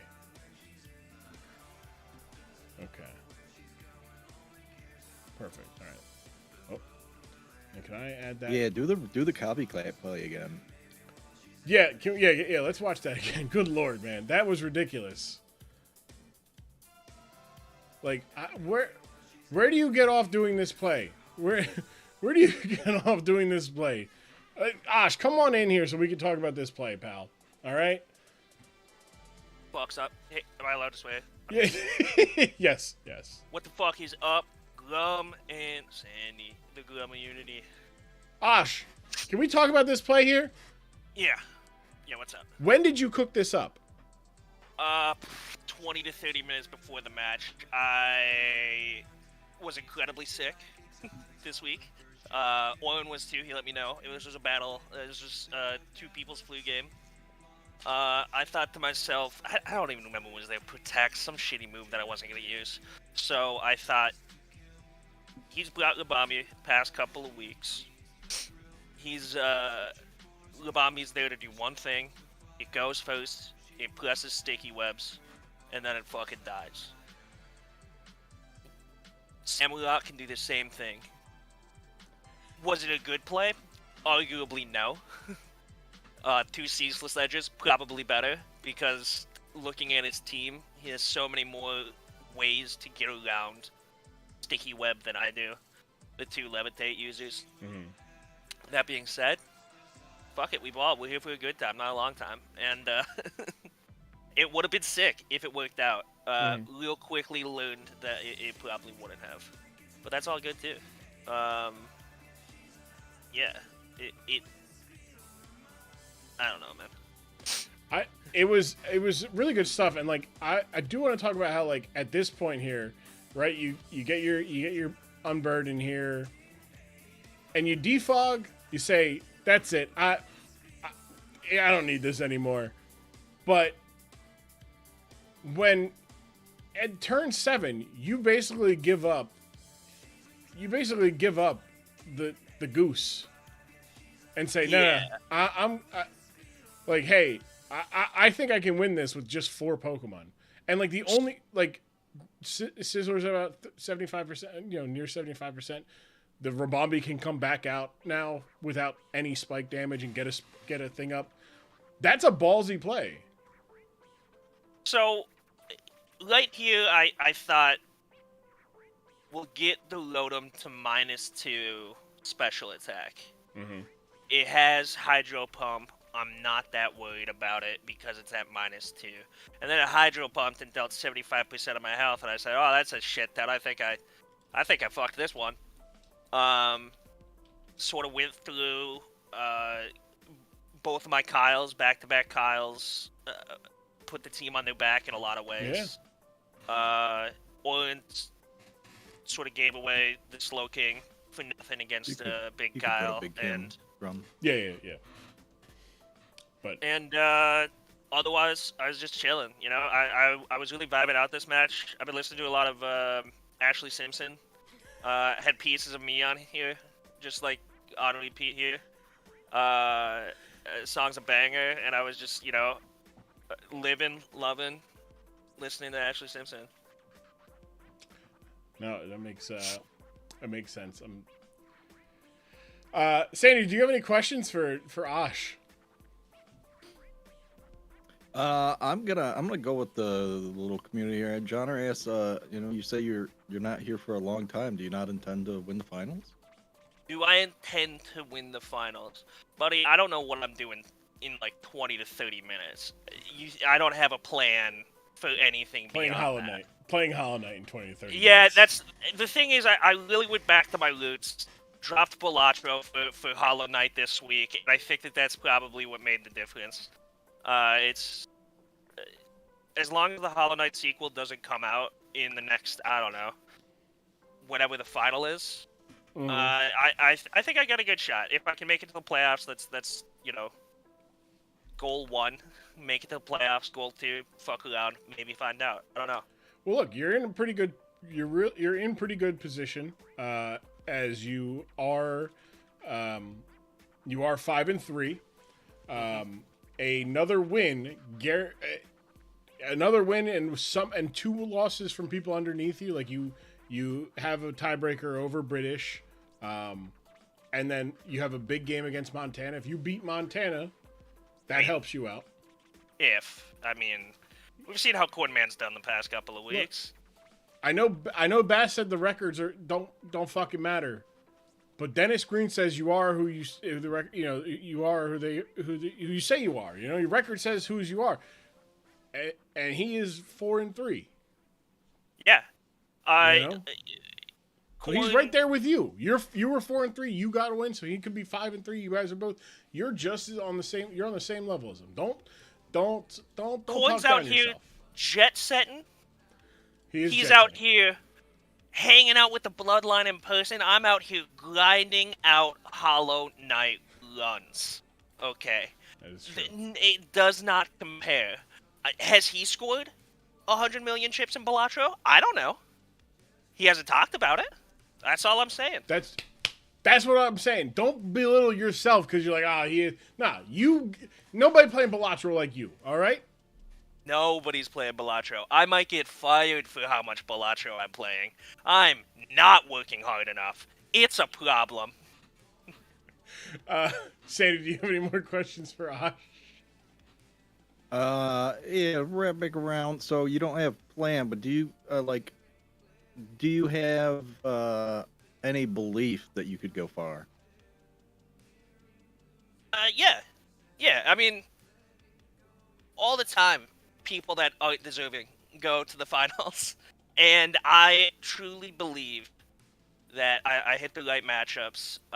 You heard it here first, but ladies and gentlemen, Osh believes that Harold will make the finals due to the fact that they are not deserving. Listen, I would love to see Pastor in the finals.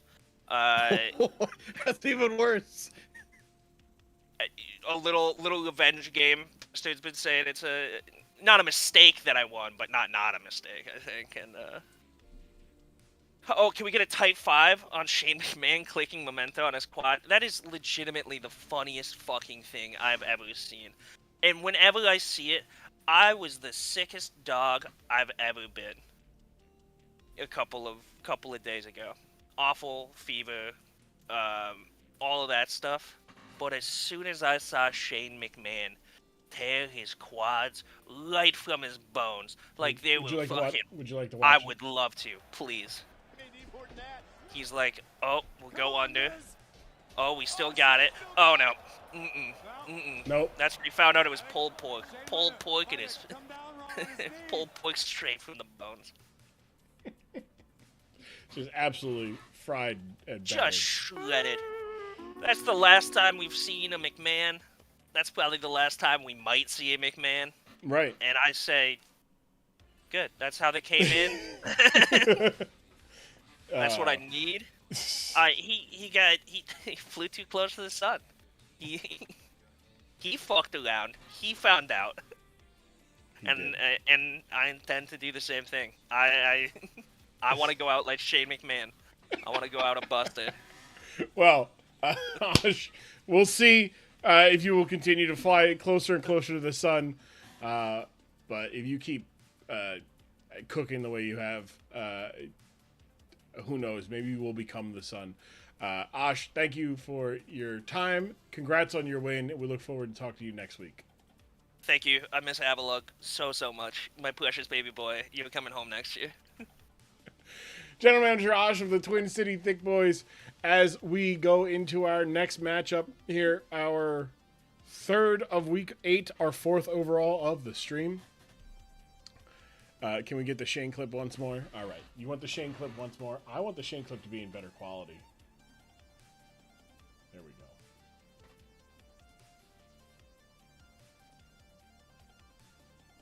go. It's gonna buffer because there we go. Here we go. Look at this. Ready? Toe tap. Nope. Bang. Whoop. Yep.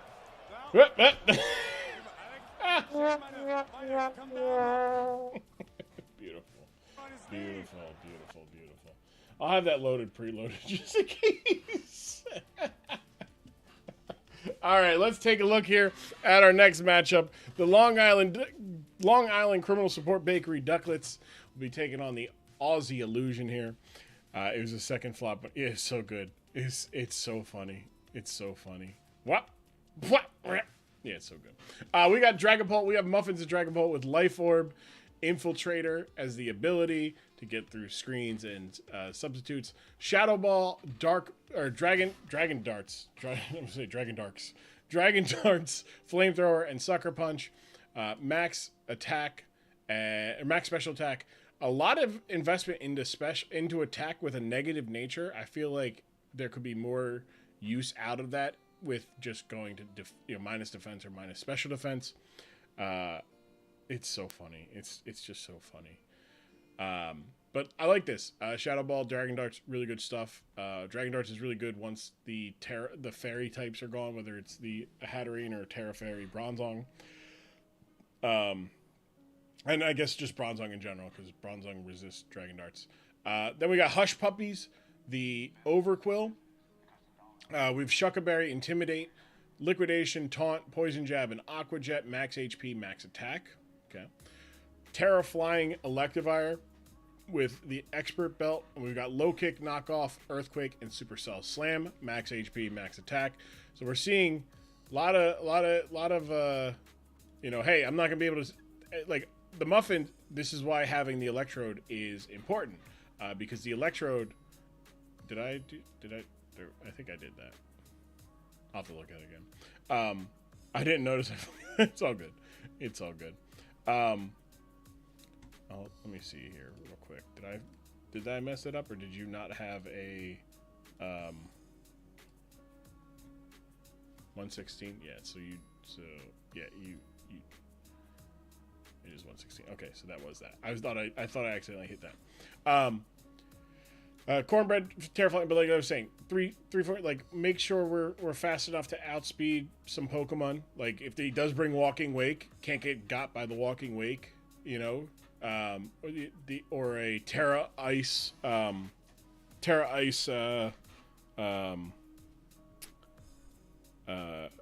Electrode. I think also Terra Fairy is a potential as well.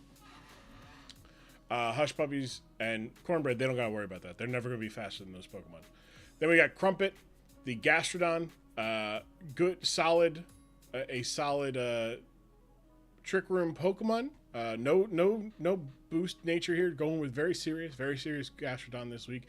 Surf, Earth Power, Stealth Rock, and Recover.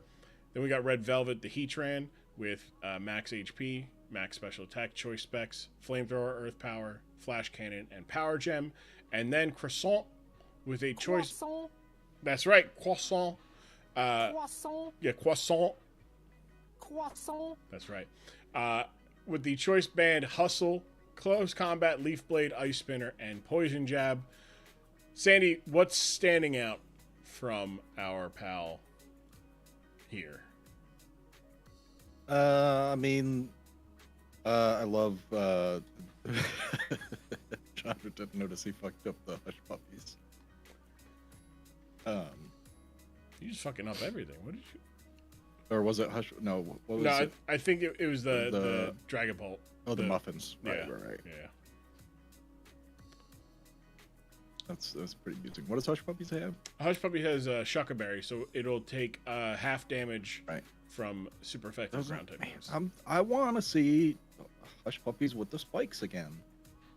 We've seen it one other time since, but it ultimately wasn't a thing. But this week it is tough because Hatterene does have Magic Bounce, so it just sends them back on his side of the field. So it's just a matter of he's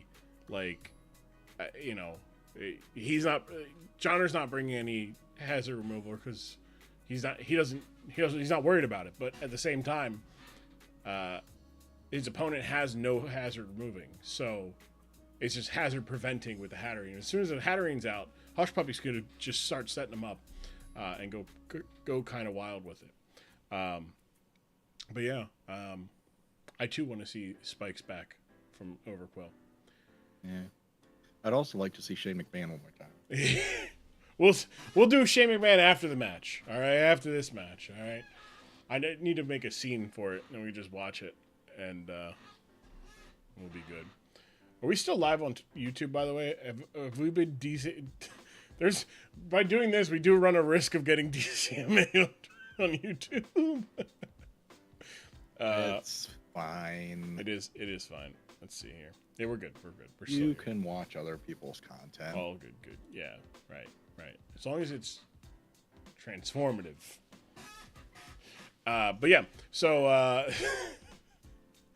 okay, for now, right?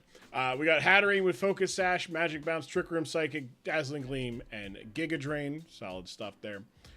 We got My Girlfriend Before Coffee, the heavy duty boost Mistake. electro. Just use the letter B in the number 4. That's true. B4, yeah. Volt Switch, Thunderbolt, Giga Drain, and Explosion. Not bad there. Max HP, max special attack.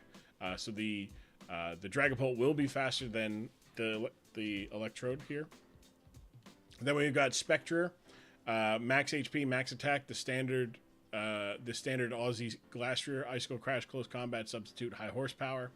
Then we've got Sneaky Smash, Terra Fairy this week with Trick Room, Power Gem, Stealth Rock, and Psychic Noise.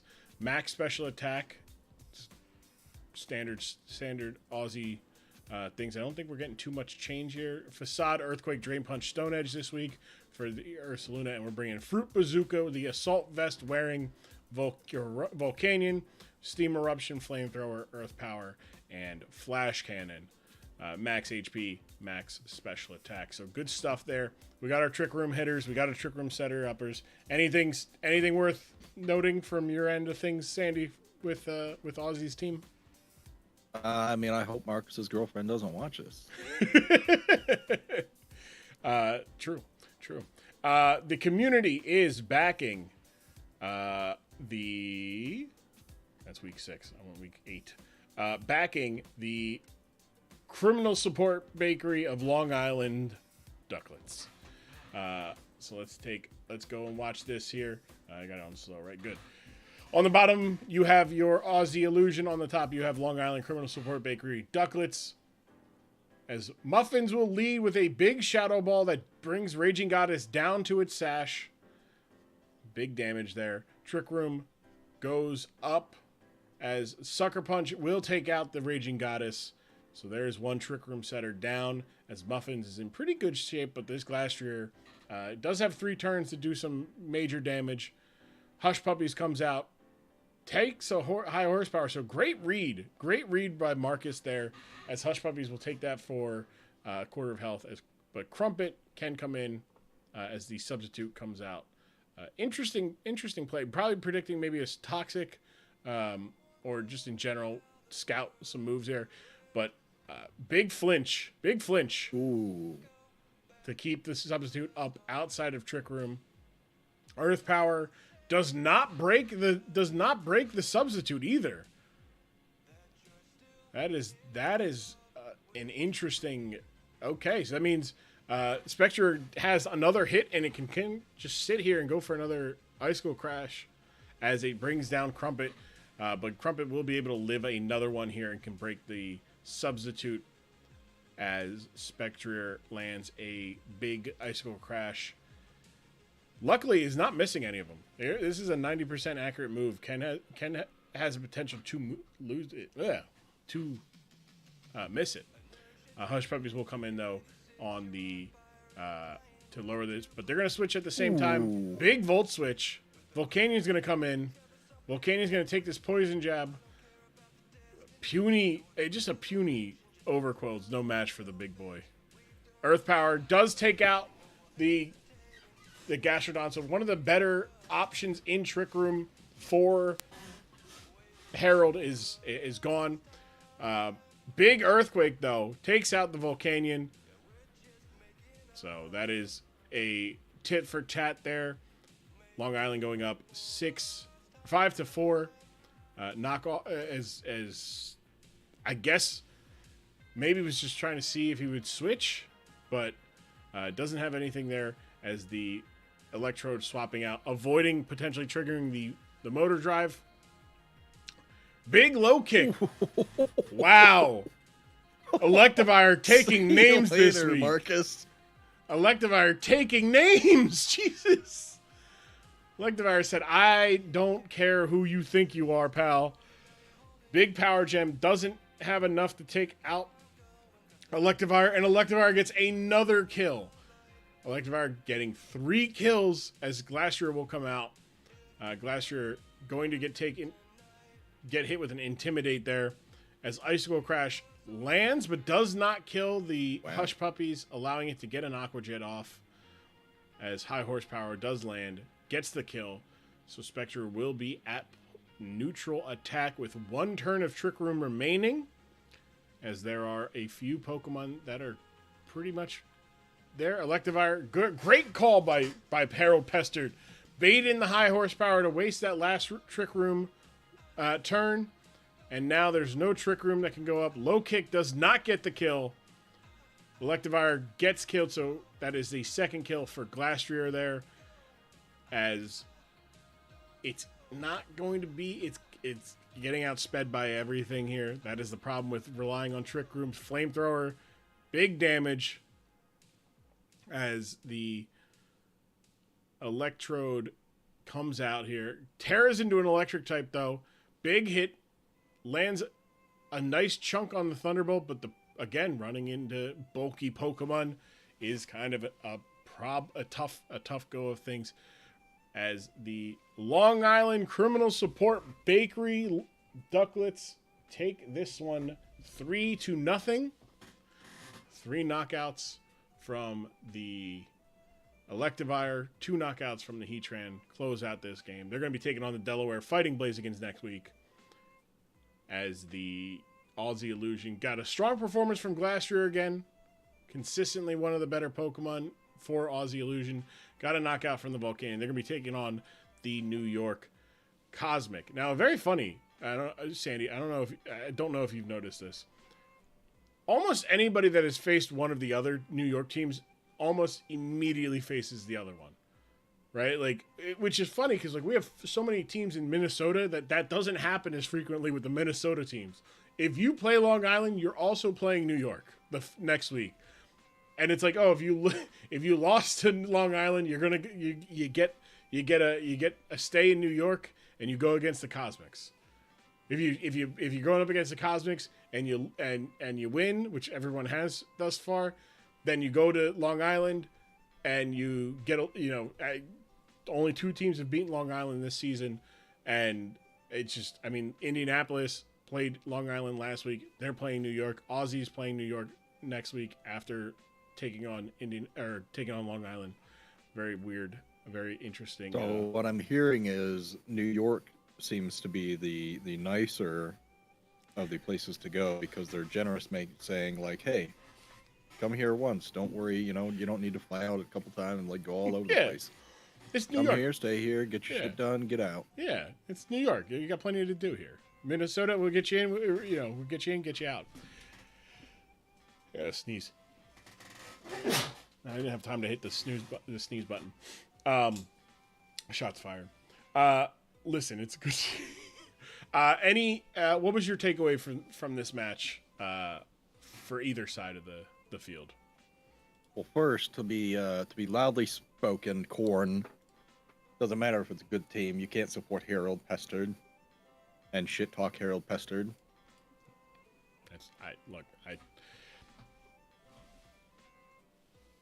I mean, maybe. I don't.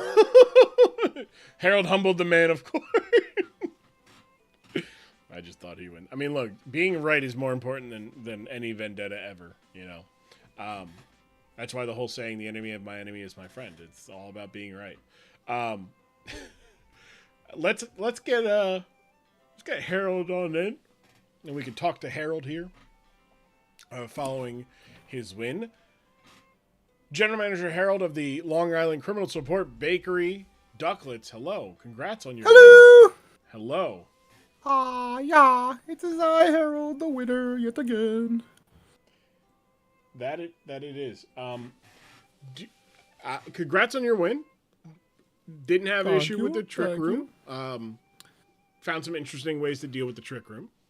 I think I tricked him. They were thinking he was going to win.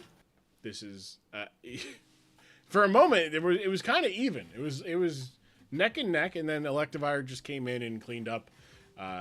Really big week for Electivire in the mid game to really put this one out of distance.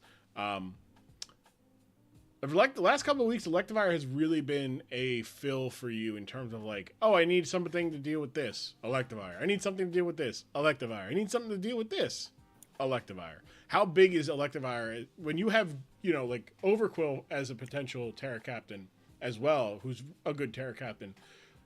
it seems you rely on Electivire as your Terra Captain more often than not. You know, if it ain't broken, you don't fix it. And trust me, I know how to fix. Yeah, you run a towing business. Yeah. We fix and tow, but we don't fix toes. You don't fix toes, which is good because I don't know if you can be. I feel like that's a doctor thing. You got to be a doctor to fix toes. Mm-hmm. Yeah, yeah. So that's. I mean, it's good that you're not. You know. Uh-oh. Sorry, something went wrong on my on the paperwork. There we go. Sandy, do you have any questions for Harold Pestard? Harold Pestard. Yeah, the man of sand. You're an absolutely worthless piece of shit, and I hope you fucking die, you bastard. Whoa! Well, oh my goodness, if that doesn't call for some kind of, you know, I want an investigation on that. There's going to be a red card. Oh my Sandy, goodness. Whoa, Sandy, did you say a red card? Whoa, Sandy, whoa. Where's this coming from? Whoa. I know what you did, and I will find you. Okay. Harold's scared right now. Yeah, I'm sorry. I apologize. For it's Sandy. I don't know. Okay. Harold, understandably, a little worried. You can get good luck next week against Delaware. We're looking forward to hearing from you next week. I have to stab them, man.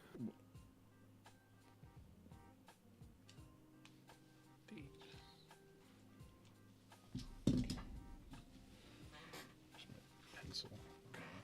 I'm pretty sure he just threatened you.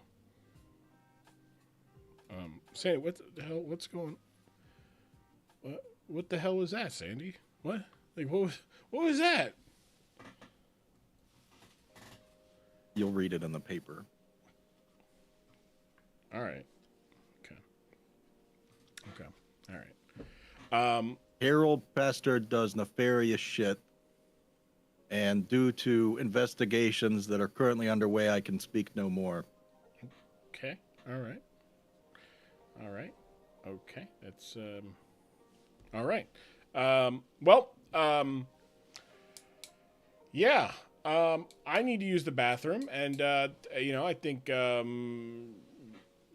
we can all afford a nice little air of freshness and maybe a bathroom. So go fill up your water bottles. Also, because we've got the debuting Jim Jam for interim general manager for the Colorado Doug Trio taking on Pro Scream. We still have the match between Delaware and Cambridge. We've got the Sacramento Coughing. Oh, I don't think. Hold on, I didn't do it. It needs to go on this one.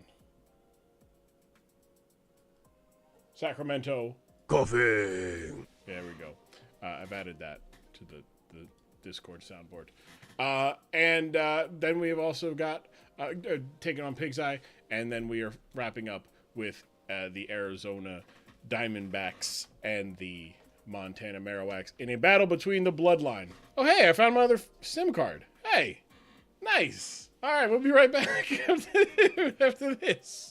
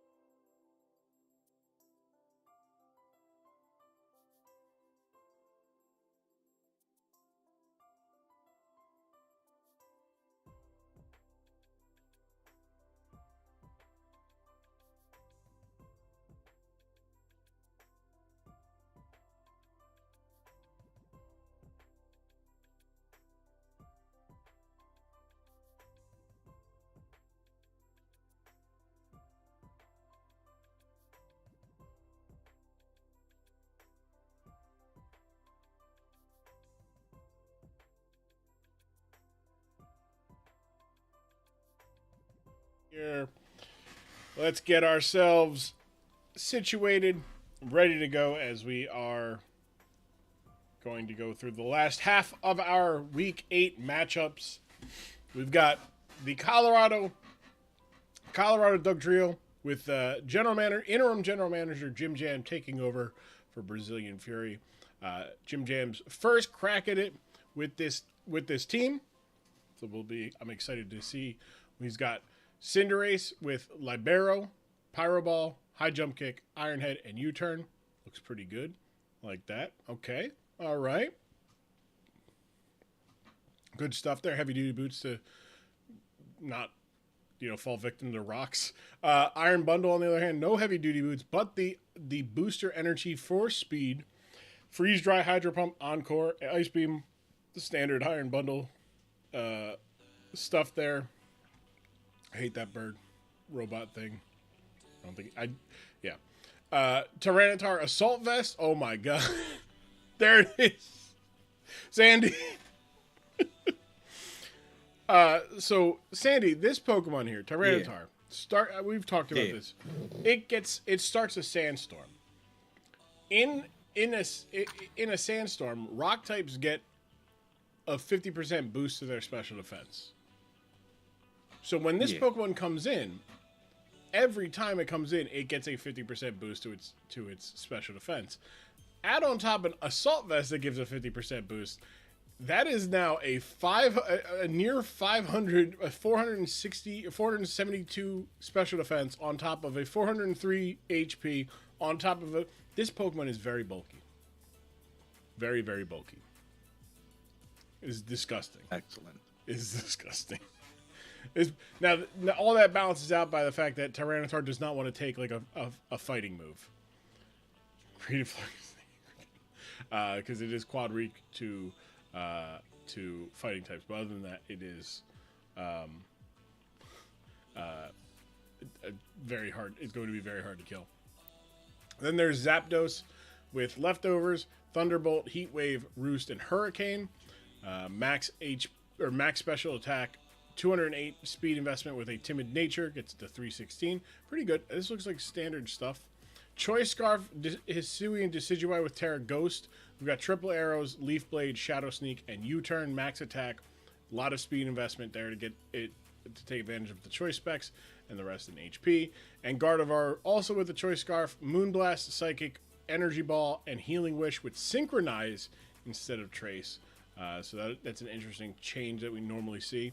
Synchronize, if it gets statused with Poison, a Burn, or a Paralysis, the Pokemon that gives it those status gets hit on the same time. So,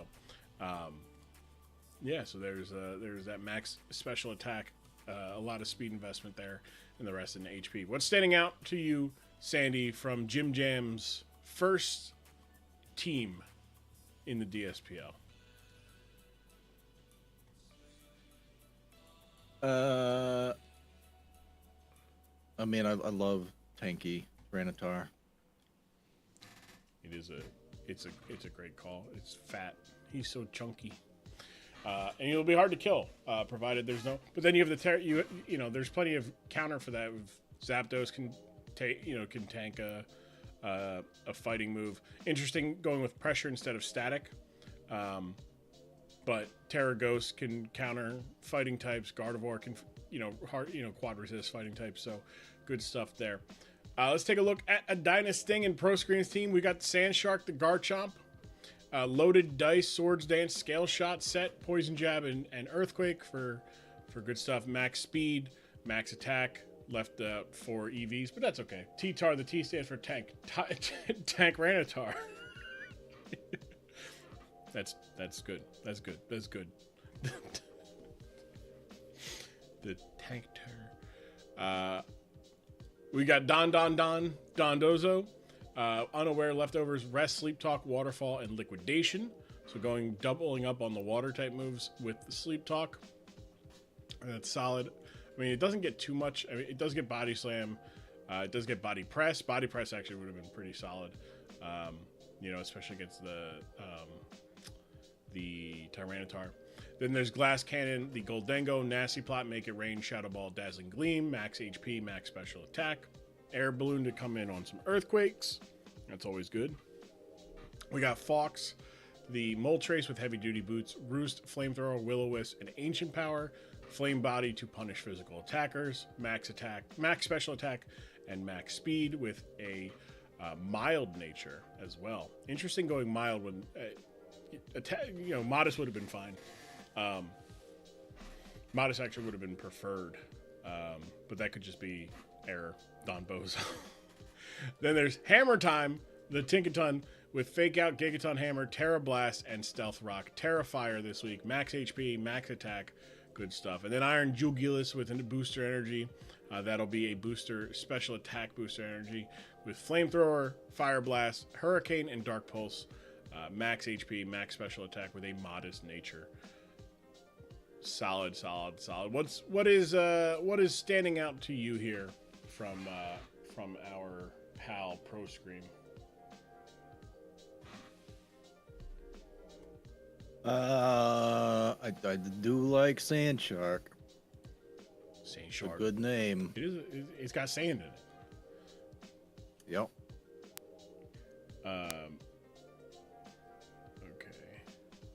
Okay. Sorry, I got tagged in something I needed to look at. And Fox. Fox, yeah. Fox is a good name. Fox the Phoenix, yeah. It's a good one. Will-O-Wisp, Ancient Power. Ancient Power has a 10% chance to raise all stats by 1. So it could be at all +1 in these potentially if it lands and gets the proc. So pretty good stuff from both general managers here. The community is backing Jim Jam here. They're all saying Jim Jam's gonna win the debut. Back in Jim Jam and the Colorado Doug Trio. So let's take a look here. As we have Jim Jam on the top of your screen and Pro Scream and the Edina Sting on the bottom. Pro Scream leading with Tinkaton against the Tyranitar, as Tyranitar will swap out immediately for Cinderace, who gets hit with a Fake Out. So great call, good call there from Jim Jam, saying no, we're not playing with this. As Moltres comes out, tanks a Pyro Ball for 35 there. Great go there. Both of them will take Chip from the Sandstorm though.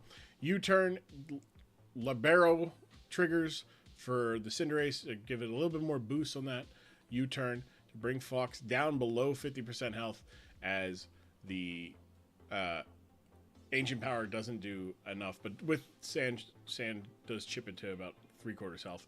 Moonblast pops the Glass Cannon's Air Balloon, but on the switch. But Glass Cannon will not take, as a Steel type, will not take residual damage from the Sandstorm, but lets out a big Make It Rain that does hit Zapdos for 25%. But now Glass Cannon, it needs to get the hell out of there as Garchomp comes out, able to tank a electric move. But the Heat Wave, great call by Jim Jam, not going for a Thunder Wave, Thunderbolt, going for a Heat Wave there. Goes for a Hurricane, misses the Hurricane as Sandshark gets set up with one Swords Dance. And it is going to, if it lands a Scale Shot, it's going to land all 4, but it needs all 4, minimum 4, to get the kill there. As Sandshark gets up to +1 speed and +2 attack. Takes out the Gardevoir with ease. Good lord. Sandshark taking names, but Iron Bundle comes out. Iron Bundle has the speed advantage now, and Iron Jugulus comes on out, gets its booster drive, forward special attack, as it eats a Ice Beam that just completely takes out Iron Jugulus. That is a Future Paradox on Future Paradox crime there. Dondozo takes it. Oh, wow. Freeze Dry almost knocks out Dondozo, but Don gets to takes a little nappy. Goes to sleep. No sleep talk, though. No sleep talk from Pro Scream on that turn. As does not make any progress in terms of chip on the Iron Bundle. Iron Bundle, though, goes for an Encore on the Glass Cannon, which damn near takes him out at 70 from full health. Good lord. As Cinderace will tank a hit as well.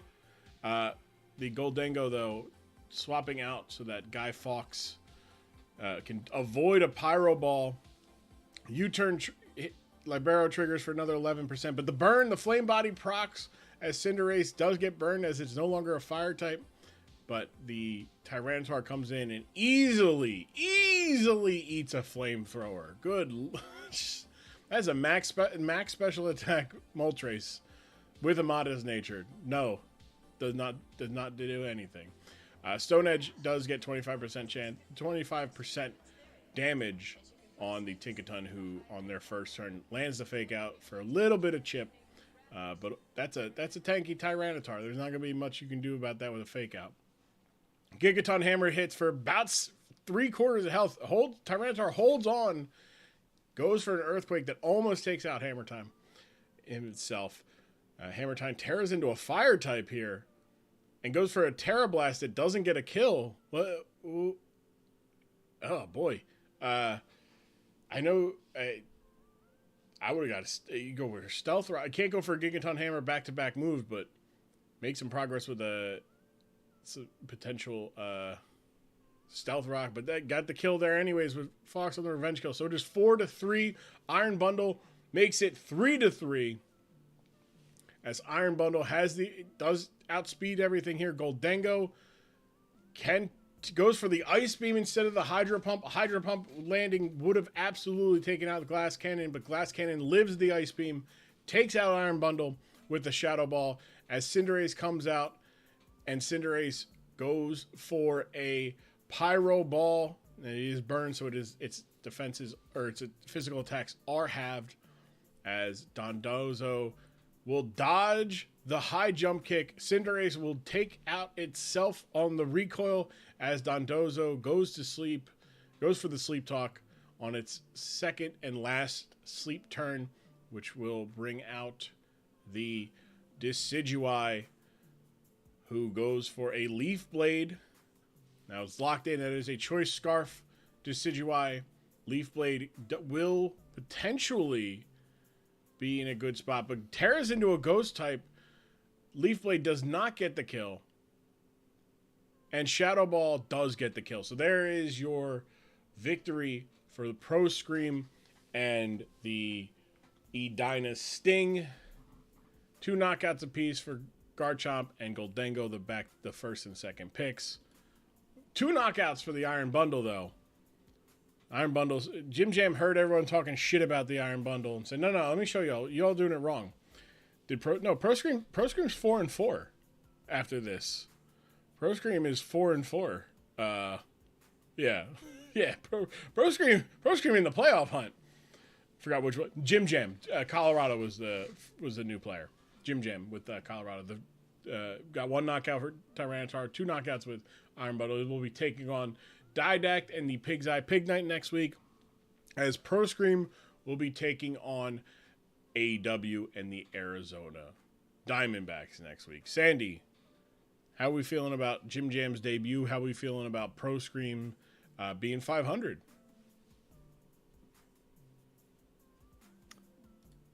So it's a pretty good match there. I think it was a pretty good showing from Jim Jam.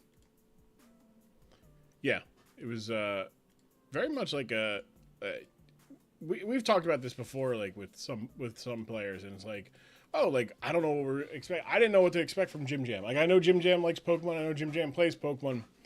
I didn't know Jim Jam had the I didn't know he had that in him to have that kind of game where, he just clicks the right button one time, he'd be all right. Going for a an Ice Beam or Encore against the Goldengo, going for a Ice Beam. If he had just clicked a Hydro Pump at any one of those points, he probably kills the Goldengo and is in a good position going into the end, because then he doesn't have to click. He can just click Freeze Dry or Ice Beam, because the Garchomp is slower, the Dondozo is slower, and it's a different game.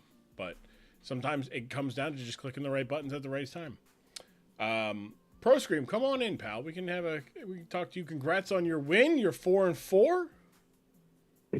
Thank you. Sorry, I'm in the same boat as Osh, sick as hell. What is going on in Minnesota? Bask was the only Minnesotan so far. But wait a second. Was Didac not sick either? Maybe it's a sabotage. It's a collusion from the original.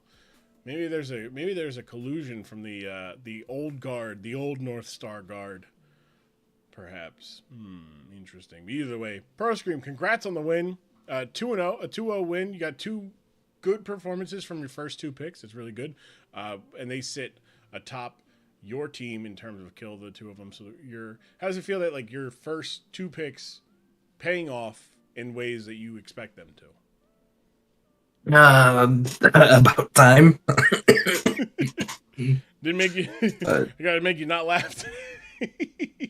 Yeah, it hurts, but we'll keep. Yeah, we'll try to keep. But hey, Yeah. That's what you get. But next week is gonna suck, and Jimmy Carter deserved it. Jesus Christ! Oh Lord, that's a quote that out of context is gonna do numbers. Sandy, do you have any questions for Pro Scream here?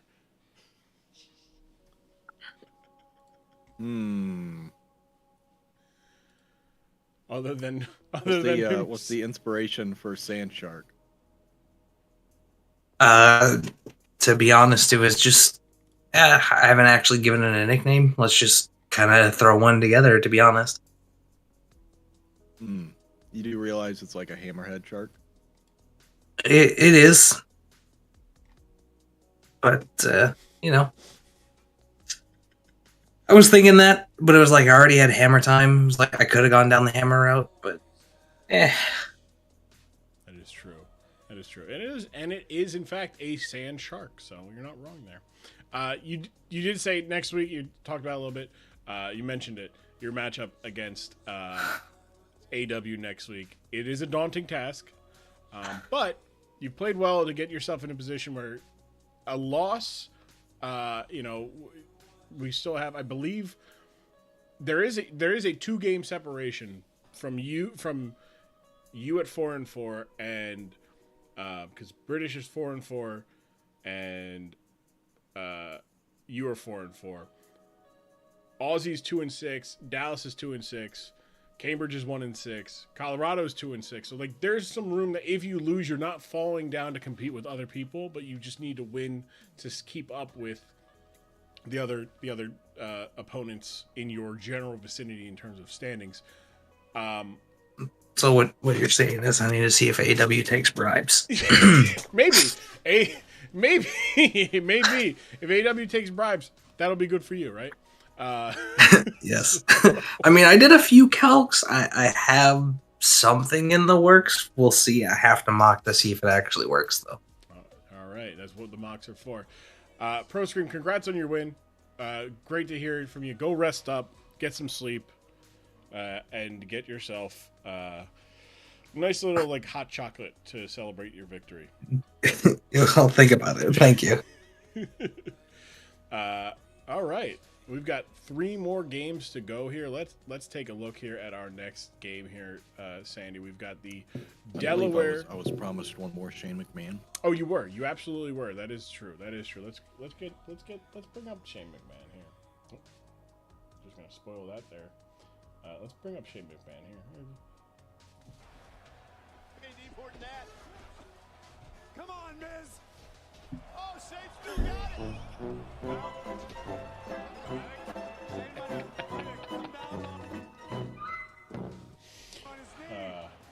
Good times. Good times. Good times. Just the hilarious. No, what's your annual salary?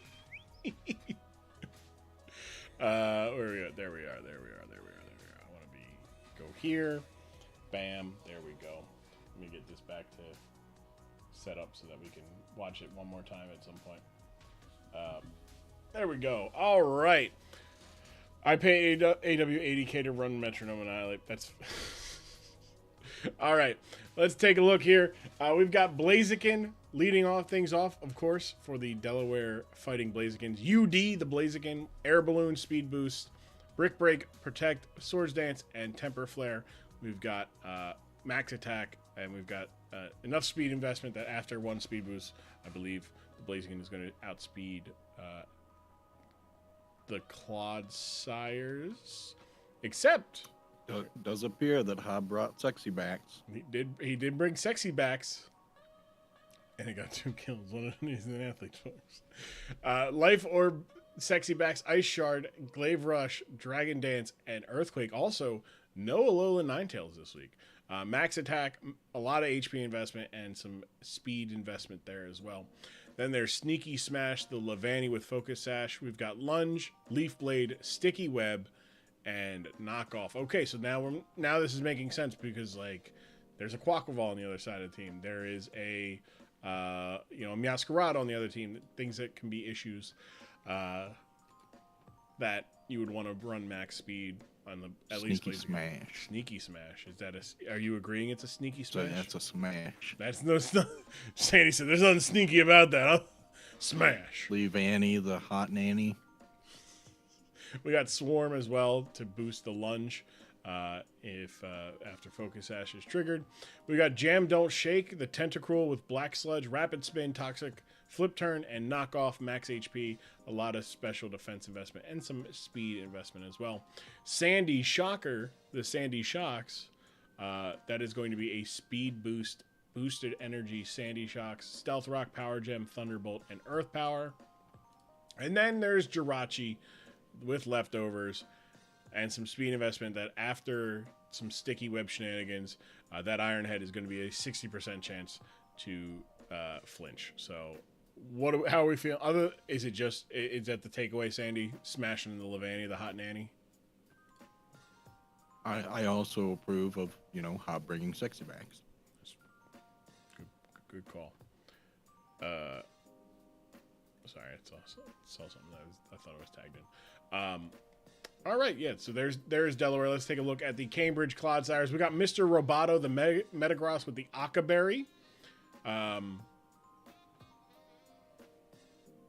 For Blaziken. I'm like, what? Fire Blaziken. Clear Body, Heavy Slam, Psychic Fangs, Bullet Punch, and Earthquake. Max Attack, Max Defense. Solid stuff from the Metagross there.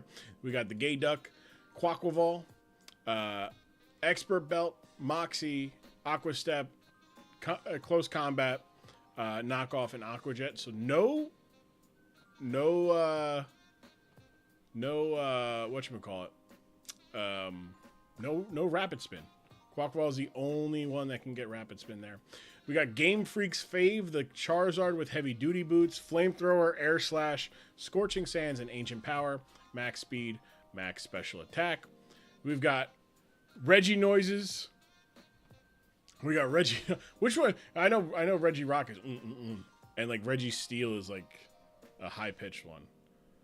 I don't know what the Reggie Ice is. But Jesus Christ. Assault Vest Reggie Ice is back with max defense. What a fat Pokemon. Jeez. Terra Steel, Flash Cannon, Ice Beam, Thunderbolt, and Ancient Power. Insane. Social Anxiety, the Mimikyu with an Assault Vest as well. Shadow Claw, Play Rough, Drain Punch, and Trailblaze. Okay. Taking advantage of that 105 special defense and the fact that, maybe you don't need the setup as much. And then Cladusi, the Clodsire. The face of evil has evolved into a Cladusi, Sandy. Smash. It's water absorb. It's like the Vaporeon copy pasta, except with a Clodsire that's mostly mud. Stealth Rock, Toxic Spikes, Earthquake, and Recover. We got max defense, max special defense. Just saying, we're already at 401. We don't need to worry about any shenanigans there. Just boost up. Let's go, baby. What's standing out for Roy's team in the Cambridge Clodsires? Nothing in particular. Just kind of solid all around. Yeah, I no Rapid Spin but that's especially against a team that has a Levani. But hey, sometimes you don't respect the builds. You got to and say, I don't think they're bringing that, and they did. So let's see if that pays off in Hobbs' favor. Good, we're on slow. On the bottom of your screen is the Cambridge Clodsires. On the top is the Delaware Fighting Blazigans. And here we go. As Sneaky Smash leads, gets the Sticky Webs up. As Cladusi gets the Stealth Rocks up. And those Stealth Rocks can come out. Can be removed, I should say. Big knockoff here from the Charizard. But Charizard doesn't care anyways. Charizard's a flying type, not affected by Sticky Webs. Jam Don't Shake gets burned. An unfortunate burn right away, undoing the Black Sludge recovery. Clodsire is going to come out here and get hit with a Toxic, but it being a poison type does not care, as Jam Don't Shake can go for a Rapid Spin, gets rid of the rocks, and eats an Earthquake. A huge critical hit. Tentacruel is down, and now the Hazard War. The Hazard War will begin. Sexy Backs comes out, scaring off the Clodsire, so they cannot do anything with hazards and whatnot. But Mr. Roboto will come in. Does not care about the Sticky Webs as it has the clear body.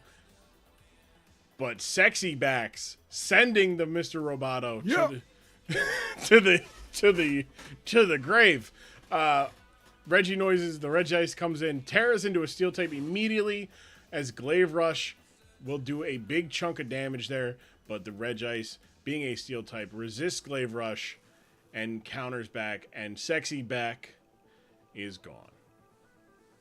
But Sandy Shocks comes out. Sandy Shocks can get the knockout here, except it doesn't get the roll, as Ice Beam does get the kill. Another crit, but I don't think that one mattered as much, as Regice doing what Regice did last week, but now in a whole nother level, as the just taking the free protect there, gets a Swords Dance up. The Regice, though, saying, that's fine, I'm going to break your balloon here. I don't care. You can get to +2. I'm going to be fine there. Temper Flare gets the kill, as it goes to a 4-3 game. Charizard comes out. Charizard, again, does not care about the webs. It is a flying type. It is not touching the ground. But at this point, Blaziken, very much the faster Pokemon, runs away from the battle. Interesting there, because that Charizard, Temper Flare and close combat, not going to be enough. Ironhead does put it within range, though. So this is a calculated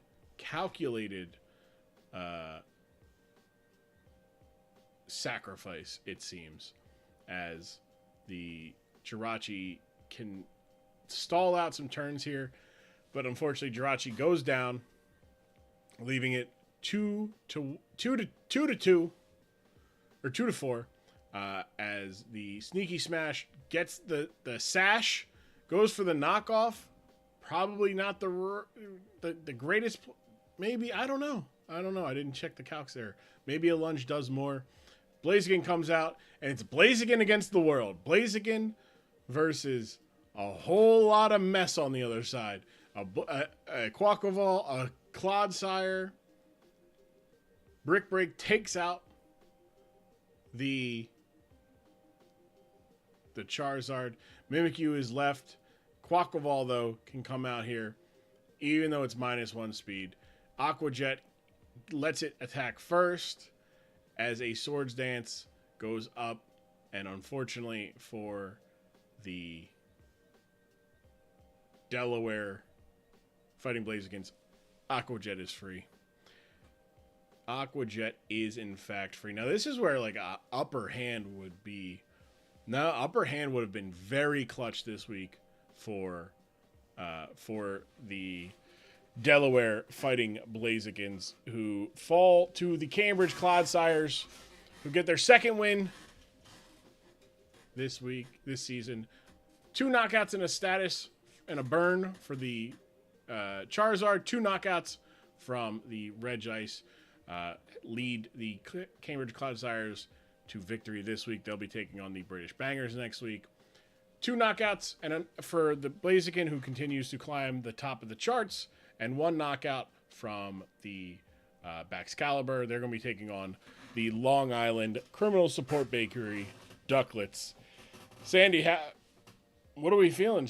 Hobb falling here, kind of coming back to earth a little bit after a very good start, sitting at 4-4. Cambridge sitting at 2-6.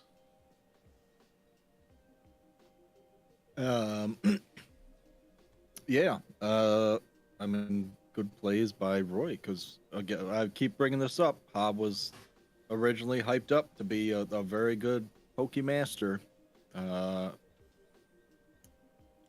They didn't pull it off. No, he did not. I thought Hobb Hobb getting scared by the. I know he didn't have anything to really go against the whatchamacallit, the Charizard. It was a good, can't win them all, some guy probably. Thunder Punch could have been an option, but against, you have that Clodsire. It's just tough because it's like, what do you do against the Charizard? Kind of hard walls it, and didn't do enough, gave up, the Sandy Shocks. Probably gave up Sandy Shocks thinking he'd get the kill on the Regice, which he almost did. So that is unfortunate that he could not get the kill there. But look, hats off to Roy. Roy did exactly what get the Regice in, tank some hits, played the game exactly well, and then let the Quackball take out, deal with the speed boost. Simple as that. I was surprised to not see Unaware on the Clodsire, but also at the same time understandable because of the Tentacruel. It walls the Tentacruel with the Water Absorb. So all in all, a good game, good build, and good strats from Roy Johnson, who, if they would like to, Roy, come on in. Congrats on your win. Roy Johnson, interim general manager of the Cambridge Clodsires. How does it feel to get your second win? Looking back, thank you. Looking back at this battle, I just think about the what ifs. I'm just thinking, what if Pat didn't drop this team so badly that I had to come in and basically do something with it? I just imagine this team isn't terrible by any means. I don't think this is a bad team. I think I improved it by making Regice a Terra Captain. As you can see, he's already doing wonders for this team. Right. I don't know why he didn't make it a Terra Captain in the first place, because its ice typing's not doing it a lot of favors, even though it's super bulky. But regardless of that, these aren't mons I'm usually familiar with. I usually don't go for these types of mons in draft. Mm-hmm. But this is a very quality team, so it surprises me that Pat got 2 losses and then just gave up. And then I'm just thinking, if I had gone this earlier, if I replaced Pat earlier in the league, there would have been a decent chance I could have. I'm not saying it would have been all wins after this, but at least I would have had a decent chance of getting to playoffs. Looking at it now, is my differential is not the best right now. I think it's -10 with the current score, and even if I get the next 2 wins, it's not guaranteed. I'd have to be really, really good, 6-0s both of games for it to really make a difference. Which I'm not, I'm not really gonna be I'm not gonna be bummed if I don't make it to playoffs because of the circumstances against me. But I will say, this was a great match. I will say one thing that surprised me was the Jirachi. It was slower than the Charizard. That's the really thing. I think if that thing wasn't, I don't know. It's just because that thing would have been really annoying. Serene Grace, Iron Head. I've done mocks, and that thing is so annoying. But it always outspeeds usually. Choice Scarf Jirachi, I think, would have definitely, gotten the win there, or at least been very annoying to deal with. I think that would have been my recommendation. But yeah. and I think just some minor plays on the other team's part, I think just made it like the switching of the Blaziken. I thought like they switched out the Blaziken. I think in situations where they could have gone for the offensive. Obviously I did have Air Slash, so that was always a threat to their Blaziken. But even then, like I don't know. I don't know. I think they made some plays that I think gave me a win. Wherein I could easily see a version where I lost this battle. I definitely could have seen. Yeah, I don't think you were you won obviously. It was it certainly was. And that's what it comes down to is like one or two plays. Like we saw that with the Edina and the Colorado game. Like that game could have gone an entirely different way, in Colorado's favor, if instead of going for an encore, go for a hydro pump, or instead of at the end it could still turn into a 3-0 victory if you'd gone for this. So like you picking, like I am fascinated by you being like, oh, I don't really like tend to use these Pokemon. And it's, because like Meowscarada is a very common Pokemon. I am using Meowscarada, but some of the other ones, Charizard, for instance, which did actually really well. But like I usually don't look at that as a viable mon in the league. And I think that proves it goes to prove that like draft league, like we talked about it when Didac was on talking about like random bat, like I'm not good at this. I'm good at random bats, but you don't know what works every week to week, right? You can't just be like, this is what is going to work. I will draft this team in week 0, and it will be the team that will do exactly what I want it to do. Like, you just never know. Matchup to matchup, matchup to matchup, it changes. Charizard last week for you against Twin City didn't really have a great matchup. There was a lot of bulky water types, a lot of, some fire types, and on our Chaladon. This week, though, it does a really good job doing one thing in particular, and that's getting in the way of Blaziken. And, it made him think, like, oh, what the hell am I going to do here? Like, and it ran. Like, he had it set up +2, full health. Just ran away from a Charizard because he didn't have anything for it, and he needed to chip it away. So, good. Again, congrats on the win.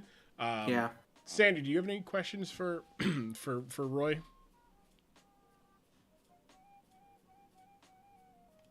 Man, I feel like there was something I was gonna say, and then you guys talked for half an hour. I will say, basically with it's St. Patrick's Day, and I'm for me this is St. Fuck Pat Day, because I just the guy was giving me shit in week 6, and frankly, And frankly, hey, speaking of devil, here. I got 2 wins with your team. You got 5 weeks in a row, three forfeits. I'll give you that, but two losses even before that. So you're forbidden to read this. I'm just saying. I'm doing really well with your team right now, and the first game I played wasn't the best. I will concede that, but I've been getting 2 wins in a row, and I'm hoping to get 4. I'm hoping to get the 4 wins. That's my plan. If it doesn't work out, it works out. But I got more wins this season than Pat did, so I'm fine with that. That's right. Let him know. Get him off your back. Roy, next week you're taking on the British Bangers, and yeah. How easily do you think you're gonna beat them? I mean, I'm not, on a scale from easily to it's not even like a use of my time. Let me see. So they are currently British Stars 4-3. I think it's plausible. They got 3 losses. I can make it a 4th. They already got a 4th. They got a 4th. So you're trying to make it a 5th. A 5th. Yeah, I can make a 5th. I can do a 5th loss. I'm not saying it's a guarantee. I got to look at the matchup. Haven't looked at it yet. But I'm not. I'm proven that I'm not to be messed with. I shouldn't be underestimated. That's basically my thing. That's basically my gist. Yeah. I fucked that up. Before you go, any thoughts on like on my end, like how I played or anything like that? I thought you played pretty well. I liked. You're the new corn. You're the new corn. I thought Dethroned. it was like I said, like I very interesting not to go unaware on the Clodsire because he can set up, but also it makes sense that hey, Tentacruel is probably going to be his answer to any hazard stuff, so let me wall it, and that it worked out in your favor. It worked out in your favor, and I don't think it would have if you had gone unaware as much. I think Unaware could have been really good for the Blaziken, obviously, because I will admit there was a certain point where I was worried about how much it was setting up that I thought it was probably going to sweep. Because Speed Boost is super annoying. Yeah. And it has sweeped me in mocks, but they just switched, and it became less of an issue. Right. And I think overall I thought you played very well. There's not many faults in that matchup. I think if anything, like you played the game that you were supposed to play with the team you had, and Hob, Hob losing the Baxcalibur, and then having to reevaluate where to go from there, especially like with the at least with like the Blaziken. Like I think it's easy to say this in hindsight, but like the play was to go to Blaziken instead of the Sandy Shocks, because you need Sandy Shocks 110% to beat out like the the Quaquaval, to beat out the Charizard, to beat out the Clodsire. Like it was very important to him, and he did the calcs, trusted the calcs, and was like, okay, yeah, this is good. But we also watched the replay. We watched the replay, so we don't see all the amount of time in between your guys' turns of like the decision making. So that is That is. I think it was a bit of luck on my side. I got a couple, not fully to be clear, but a couple of crits on my end. Some of them that mattered. I think maybe the Claude would have been a dice roll otherwise without the crit. Yeah. But yeah, and also I just built Regice is just fucking tanky. It just and that was a dice roll, and that's the dice roll that worked in my favor. And I'm gonna be it's gonna be annoying because of how tanky it is. And yeah. All right. Well, thank you so much, Roy, for joining the league and joining us tonight to do some post game commentary. Thank you very much, and fuck Pat. Sandy, you gotta like Roy's. He understood. Hey, like we're everybody here is a hater at heart. Everyone here hates at heart. Out of love. Good. Yeah, I hate everyone. Exactly. Especially that Harold Pester guy. So let's go to our next. I haven't unleashed my full hater yet because I ain't won enough yet. That's fair. Don't let me get to Roby's the same way. Don't let me get to 4 wins. Let's take a look here. We've got Sacramento. Wait, it's got to do it on this computer. I got to do it on this computer. Coffee. That's right. Coffee. Exactly. Yeah, the Sacramento Coffee. We've got Sneasler with the Expert Belt, Poison Touch, Close Combat, U-Turn, Dire Claw, and Fake Out, Max Attack, Max Speed. So no Unburden here, but the Poison Touch, that can get real disgusting with like a Fake Out, U-Turn nonsense. We got Terra Captain, Belly Bolt. Oh, wait, that's, by the way, Waluigi. And then there's Wario, the Belly Bolt with the Electromorphous, Terra Electric, Thunderbolt, Toxic, Slack Off, and Volt Switch. Love this little guy. Lil Sebastian, the Ting Lu with Covert Cloak, Stealth Rock, Ruination, Rock Slide, and Earthquake, Max Attack, Max HP, Max Defense. Doohickey, the Blastoise, Shell Smash Blastoise. Ooh-wee. Shell Smash, Dark Pulse, Surf, and Ice Beam. Sandy, I've told you this before, but Shell Smash lowers your defenses by 1, but raises your offensive stats by 2. And with the White Herb, it gets rid of your lowered stats. So it goes up to regular defense. So it's just free. It's free, right.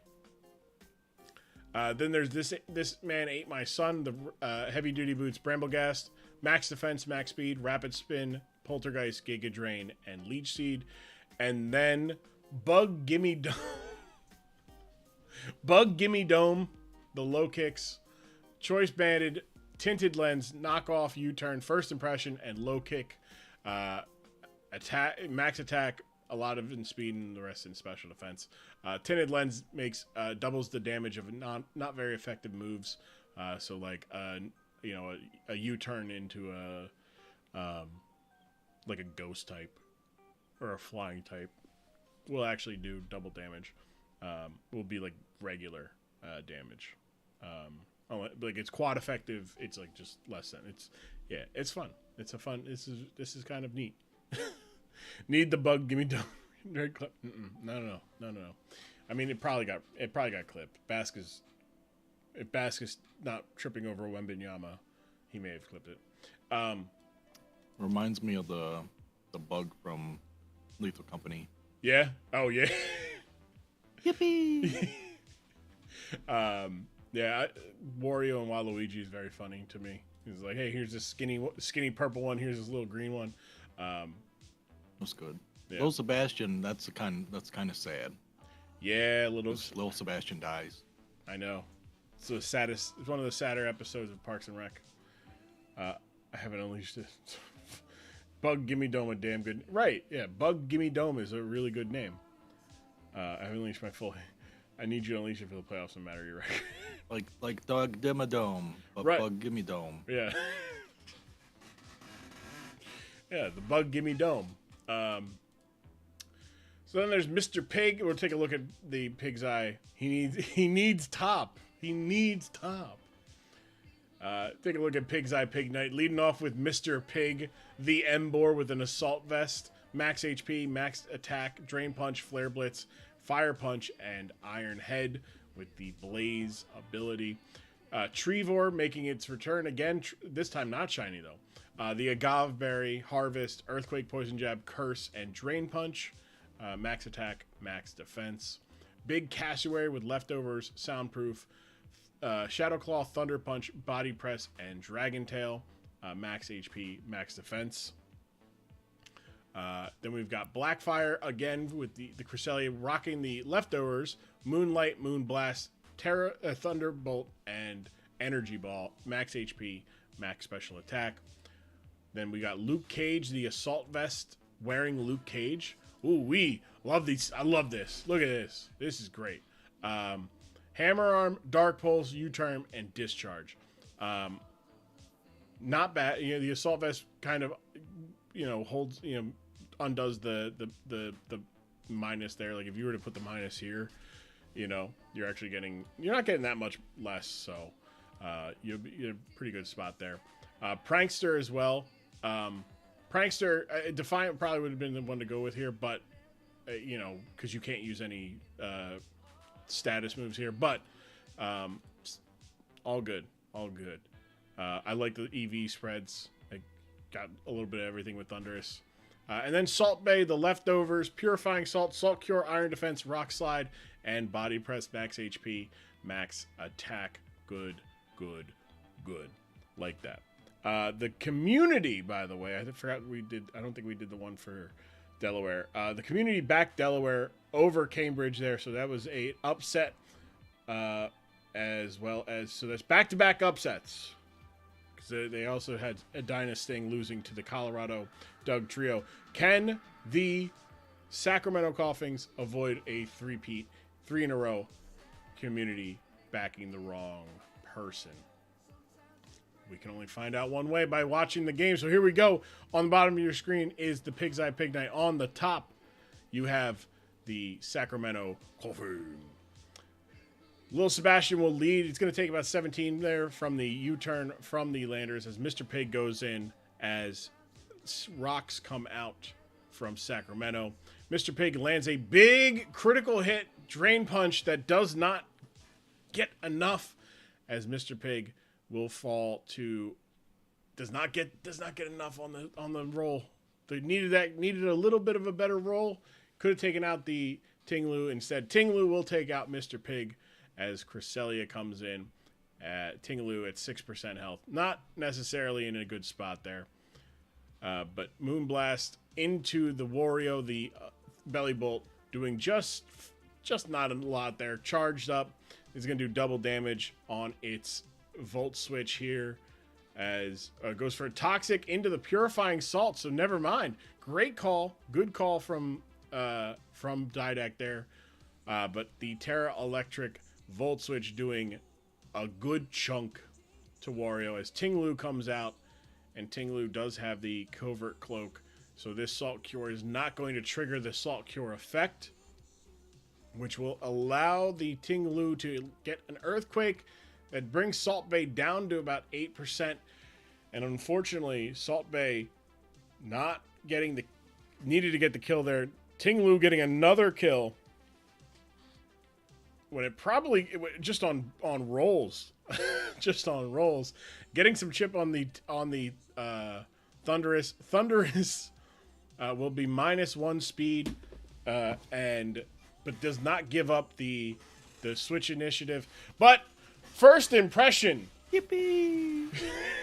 First impression from Bug Gimme Dome getting the kill as needs to swap out there into Wario, who Wario has no fear of this Cresselia. Although -1 special attack is good in favor of Cresselia here. Cresselia is max HP, by the way, so it can tank a hit here, even though it's not max special defense. Volt Switch doing about 22, right? That was a charge -2 even, so that was even good for there. But the Waluigi will come out, gets the fake out onto the Cresselia, and Cresselia will flinch, be poisoned by the poison touch, and actually end up losing some health here. As a U-turn, big critical hit U-turn, does get the kill. I don't think the crit mattered there.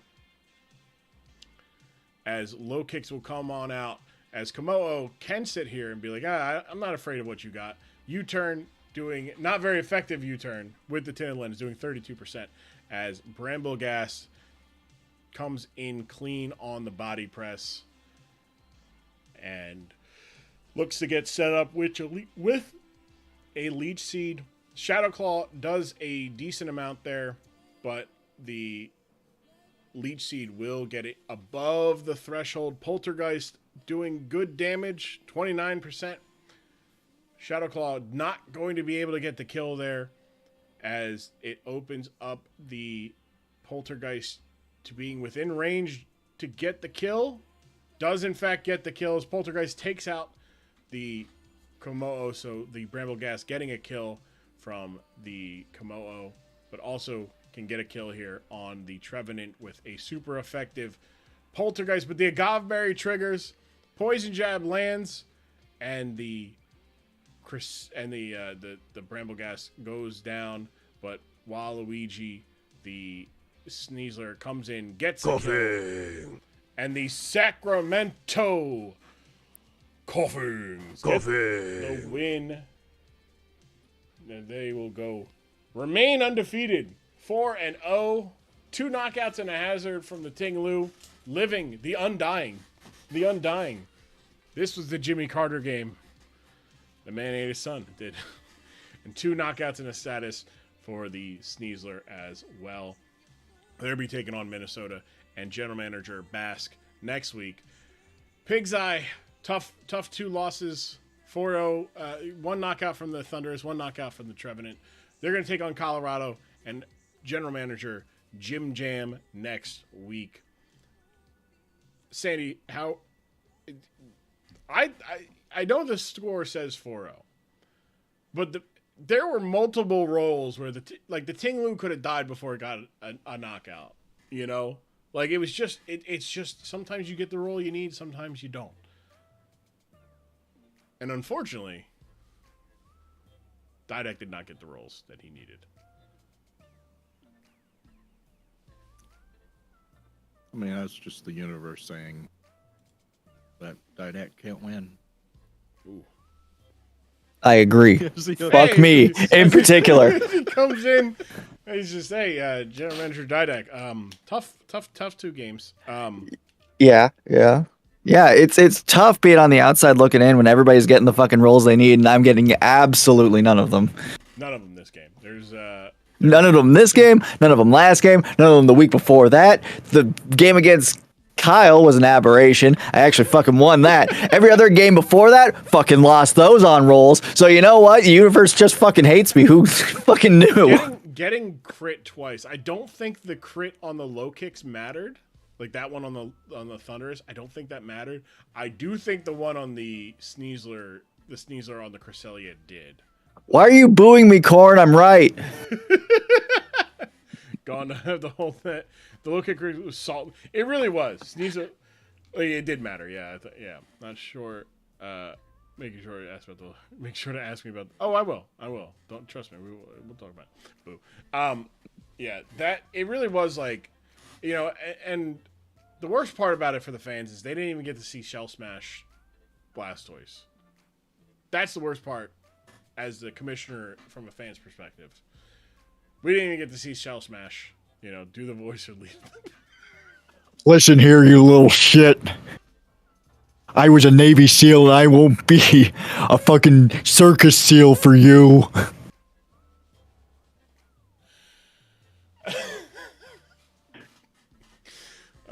Look, we're just 3 games away from me going mad with power. And your ass is mine, AW. Hey, Governor, thanks for replacing the other guy. Which other guy? Is he talking about me? Is he talking about you? Who is he talking? Is he talking about me or John or Harold? Which one? I don't know. God. He was tired of hearing Didact whine. We'll see you in week 10, Governor. People wanted nuke turtle. They did. Sandy, do you have any questions for Didact or Jesse, Governor, former Minnesota Governor Jesse Ventura?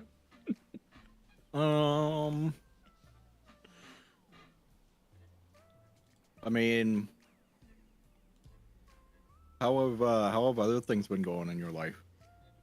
I mean, I was down for most of the day with a migraine, so that sucked. Lost my match in the Charmander Premier League. Go figure. And surprisingly, not surprisingly, I can't get a role in that league either. So. Yeah, but outside of Pokemon, how are things going? Pretty all right. I've been busy. Got the soccer season started. Work's been good. The good old Minnesota United new manager took it to LAFC last night and fucking cooked them. Hell yeah. Cooked them real good. Yeah. We're coming to Philly on the 23rd. Coming to kick your ass, Grum. But usually, if the universe is like, you can't have this one thing, they give you something else. That's true. Yeah, they gave me a 2-0 win over LAFC yesterday. So you can't be. Yeah, it's gonna be fun. I do have a question for Governor Ventura. I have 2 questions for Governor Ventura. One question is, I need Governor Ventura to walk me through his thoughts while doing that jump. Why did he jump like that? Somebody give me this GIF. I know somebody's got it handy in the chat. Give me the GIF. Send the GIF so I can put it up on the screen so we can talk. So Governor Ventura can talk us through it. Thank you, Beto. Thank you. Yep, that's fine. Yep. So listen, what you don't see, because the camera cuts away too quickly, is that I actually do a backflip and land on my feet. So the reason I kick my feet out in front of me is so I can do that sick backflip, which, I don't know, the director has to be some kind of idiot not to catch that on camera. Governor, is it true that you said wee on the way down? That is absolutely true. It sounded like wee. Thank you very much, Governor. Governor, one more thing. Can we? You're an expert on jumping. We're looking at this. This is your jump expertise. You landed square on your feet. No injuries, I'm assuming.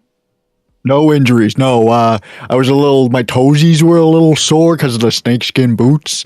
But other than that, I came out relatively unscathed. Okay, so can I get your expertise here then, as on Shane McMahon here?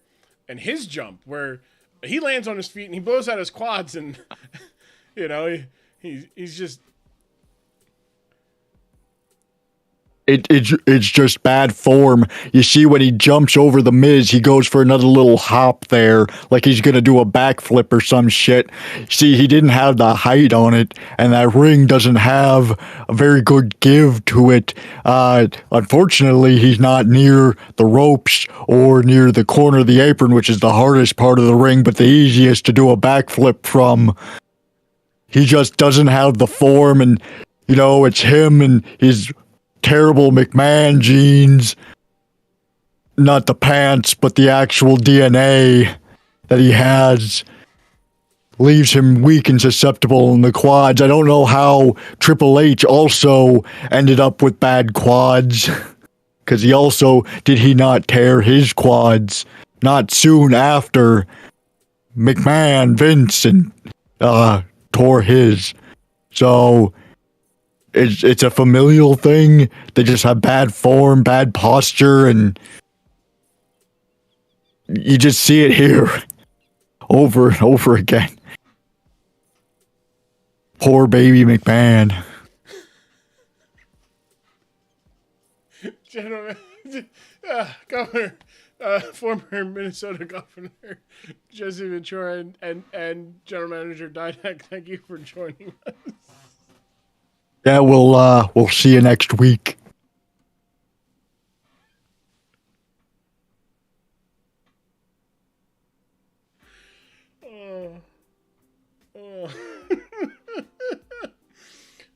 Didak, do I have your permission to use you if I wanted to clip that? Just put that on TikTok or shorts or shit?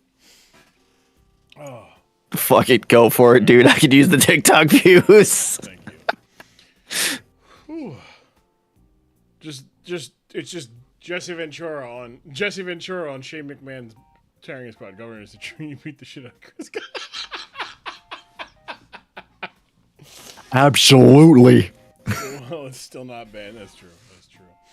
I beat him with the fake baby that he held in that movie.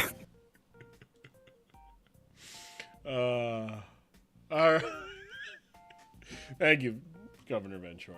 Looking forward to the Governor's Royale. Also, actually, the Didac would drop.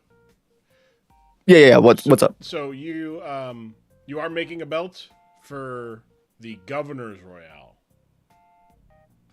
I mean, I could. Because I know you were making a belt to give to the champion. He is. Right. And then we came up with this Governor Royale, right? Where the winner of the Governor Royale gets their permanent spot in the Rumble, gets their spot in the Rumble permanently there through all any potential resets. But somebody was like, "Oh, you get to, the governor gets to decide who gets the belt, right?" And I think that is a fair thing. So it's up to you. Obviously, you can decide now. You can decide when we actually do this, because I don't know a damn thing about 3D, printing. So I don't know how big this is going to be, how much it's going to take to ship it places, or how long it's going to take to do all that, how expensive it is. From a material standpoint. So it's up to you, but is that a possibility? Are we legitimately talking about maybe having a belt for the Governor's Royale? Where's that gif of Brody Lee beating the fuck out of Cody during the dog collar match with the strap? Just, bow, bow. That's what the winner gets.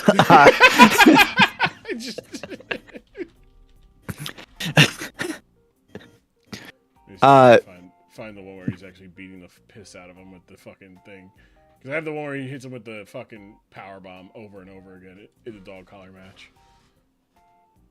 It's either he hits him with the weight belt or he hits him with the strap. I think he hits him with a weight belt. I can't find it there. But no, maybe we'll tell you. But as in terms of size, if you go to Target or Walmart and they have the replica belts that are like the kids' toy belts, those are a little on the small side. I think they're I want to say they're like quarter size of the actual belts. So I'm thinking 50% to 75% of an actual WWE AEW title. Nice. Wow. All right. Okay. Well, Down everyone. The winner of whoever gets the belt, you're now motivated.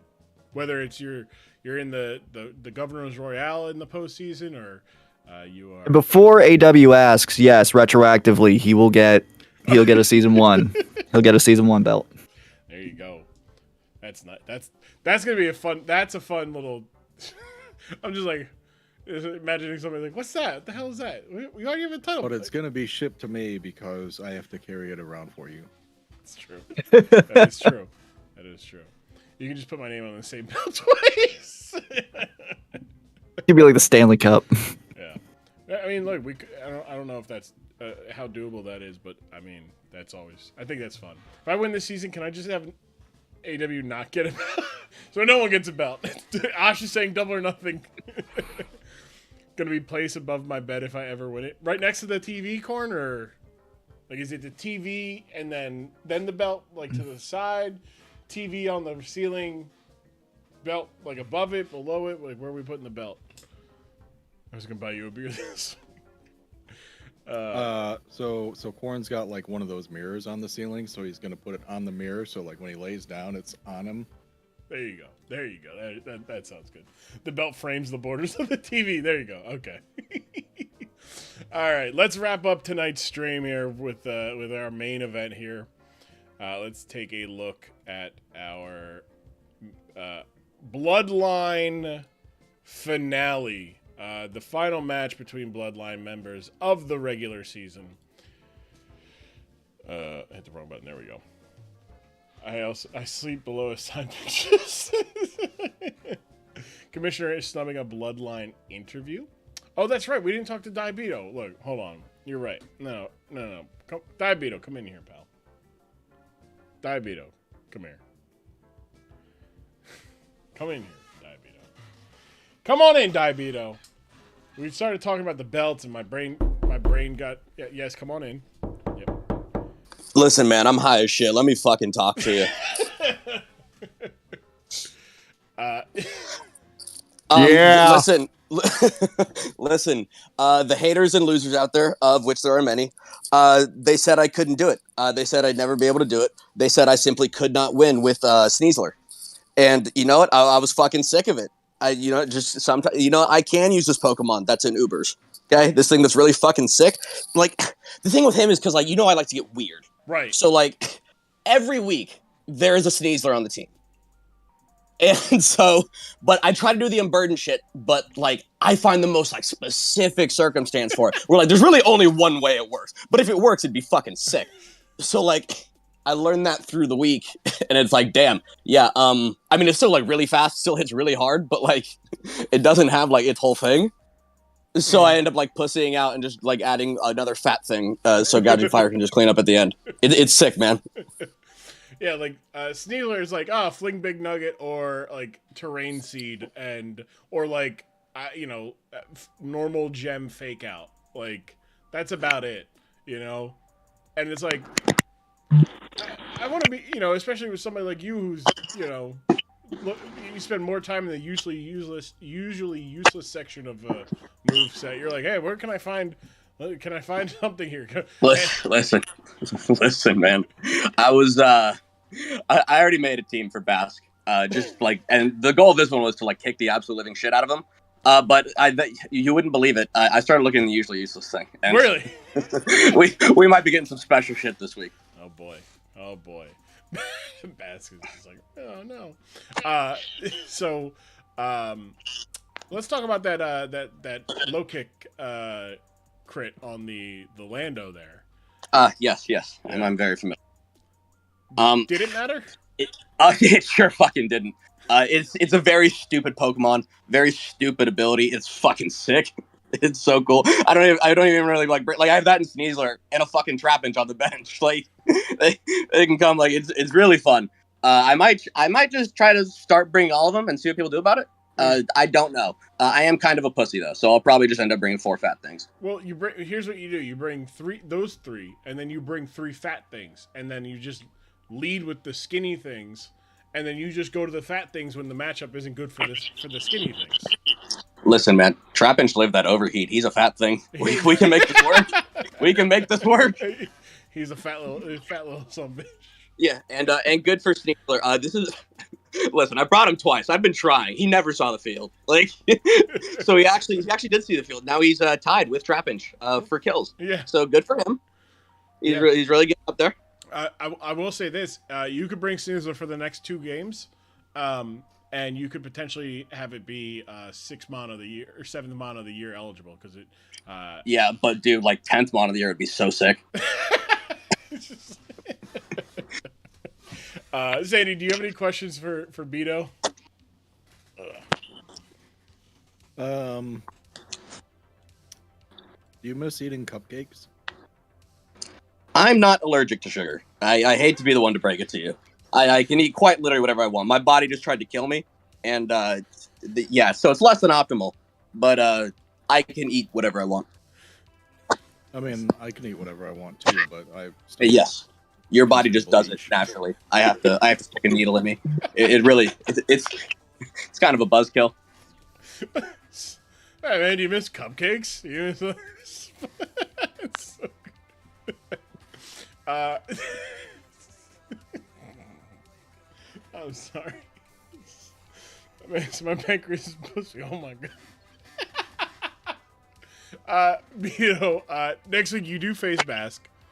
Are you ready to put him in the blender, or are you ready to get put in the blender by Bask? Like, because here's the thing: we talk about Bask as he brought a Terra Ice Venusaur just to fuck with me, the commissioner.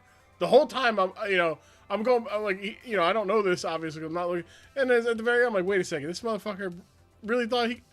That's what you're dealing with. You're dealing with a guy who can't even remember what his own team has. Listen, but he has to deal with me. And the other day I looked back at the pace, and I don't remember doing it. I don't know if it was like an error from pasting, or if like you for some reason clicked like the Terra or something.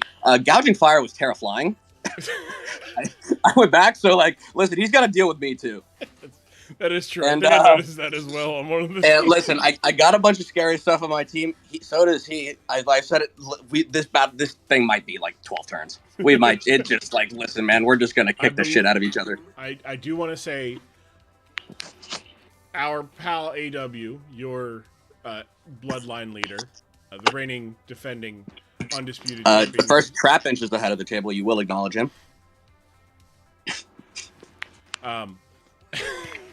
So, but AW, I believe, beat Bask last season in 7 turns. Hey, we don't have to talk about that. We really don't. I want to say the replay. The replay that is very doable. The replay is gone to time, but the VOD is still there. So I believe might have been 8. Yeah, it was definitely It was definitely like near minimum amount of turns it takes to knock out a full team of 6. No, I didn't do that. Oh, yeah, it might have been 8. It might have been 8. Now I'm thinking about it. We'll have to go back and we'll look at the VOD. All right, but Beto, you have your goal. Obviously, is just to cook, and we're looking forward to it. Thank you for joining us. Diabeto, general manager of the Sacramento Coughings. Everybody, go ahead, hit the coughing button on the soundboard. Coffee. I got one. Coffee. Just Beto doing it, which is very funny. Coffee. All right, bravo, my sweet. Let's take a look at our final matchup here. We have our reigning champion, and taking on our general manager of the year from last season in AW, taking on Corman, a battle of the bloodline. We're leading things off with Chi Yu, heavy duty boots, Ruination, Dark Pulse, Fire Blast, and Psychic with max speed and max special attack. Standard stuff there. Like Ruination there. It does a good chip. Fire Blast is the only fire attack. Interesting, just because it's 85% accurate, but fuck it, why not? We ball. And then Psychic, also good. Klefki with Lagging Tail, Switcheroo, like that. Thunderwave, Spikes, and Dazzling Gleam with Prankster there. I like that a lot. We've got max HP, max defense. Mom always told me, don't trust those moves unless Right, that's what I'm saying, Roby. That's what I'm saying. Lagging Tail Switcheroo is disgusting technique. For those who may not know, Lagging Tail makes your Pokemon move last in its priority bracket. So, for example, Klefki gets a +1 for all of its status moves. So Klefki is already going to be slow in its priority bracket already at 186 most times. So Lagging Tail is not going to hurt it when it's going last or second most times anyways. But it can absolutely ruin an opponent. Maybe we'll see that. Maybe we won't. But Switcheroo, always good. I don't understand what the difference between Switcheroo and Trick is. I really don't. Mammoth with Never Melt Ice and Thick Fat, Earthquake, Ice Shard, Icicle Crash, and Freeze Dry. Ooh, Freeze Dry. Like that for the Suicune. No difference, I don't think. Yeah, it's really not a difference. I don't understand it. Max attack, some HP, some special attack, and some speed. Like this. I like the mix Mammoth Swine there. Hisuian Braviary with Esperwing, Hurricane, Calm Mind, and Roost with the Tinted Lens. We just saw how good Tinted Lens was with the low kicks. Same ability now with Esperwing and Hurricane. One is Psychic, the other is Dark. True. It probably has to do with them changing names from Japanese. Probably. Yeah, that's probably right. That's low kicks. He's a yellow guy wearing the glasses. Braviary, if it lands a Hurricane, that'll be a lot of damage regardless if you resist it or not. We got Mudsdale, Terra Ground Mudsdale, Stealth Rock, Roar, Earthquake, and Rock Slide with max HP, some defense investment, some speed investment, and that's so 136 is... I'm trying to think of what... Is it faster than Vikavolt? This is the outspeed Vikavolt, I think.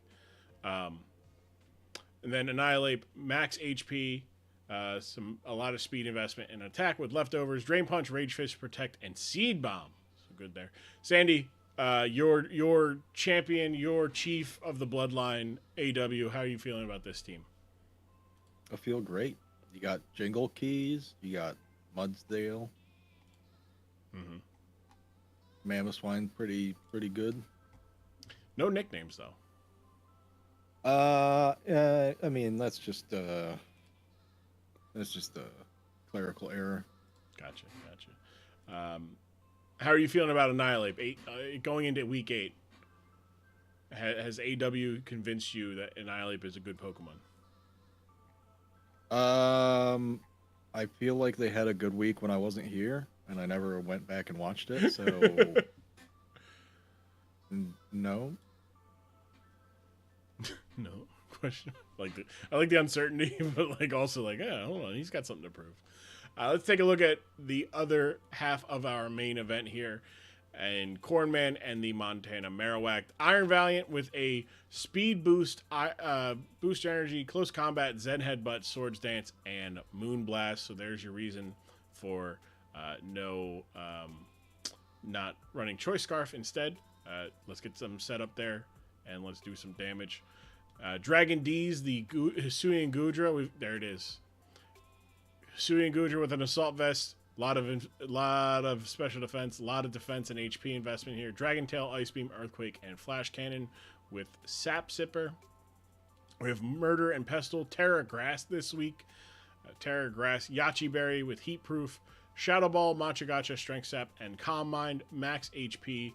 Some mostly defense investment, but a modest nature and 100 special attack EVs. Then we have Thalassa. I think I said that right. The Suicune with Weakness Policy. Calm Mind, Scald, Ice Beam, and Mirror Coat. A lot of special defense investment. Max HP, but the Weakness Policy will let it get a higher special attack. That'll go to 460, so that'll be pretty damn good. Then there's Panic at the Elite Four.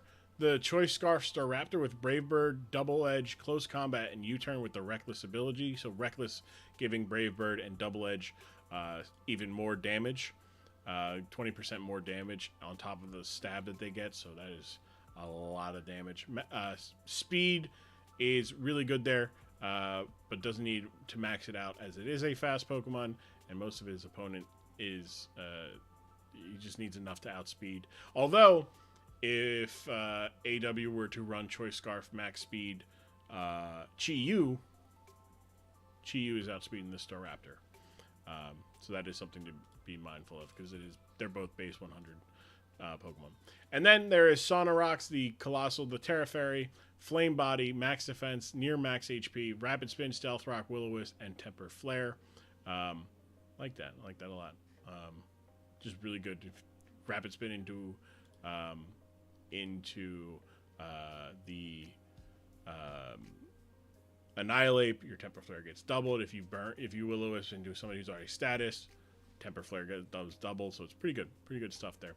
What about the Marowak's lineup is standing out to you, Sandy? I mean, just overall, pretty solid team. But I mean, it's not going to matter because they're going up against AW. That's true. We'll see. AW is got the one loss on the record this season. It is to another Bloodline member. So can the Bloodline be the only thing that stops AW? Oh, I think it's got a hot dog on its back. Oh, I was like, what are you talking about, hot dog? On the bottom of your screen, the Montana Marowaks. On the top of your screen is the Arizona Diamondbacks. Sonorox leads Terras immediately as Annihilate goes for a Protect, but I believe a Will-O-Wisp comes out. I thought it was Stealth Rock coming out. Never mind. Stealth Rock, I believe, go up here, if I remember correctly watching this. I watched this one very recently to do the stats. Thunderwave lands, though, so Sonorox does get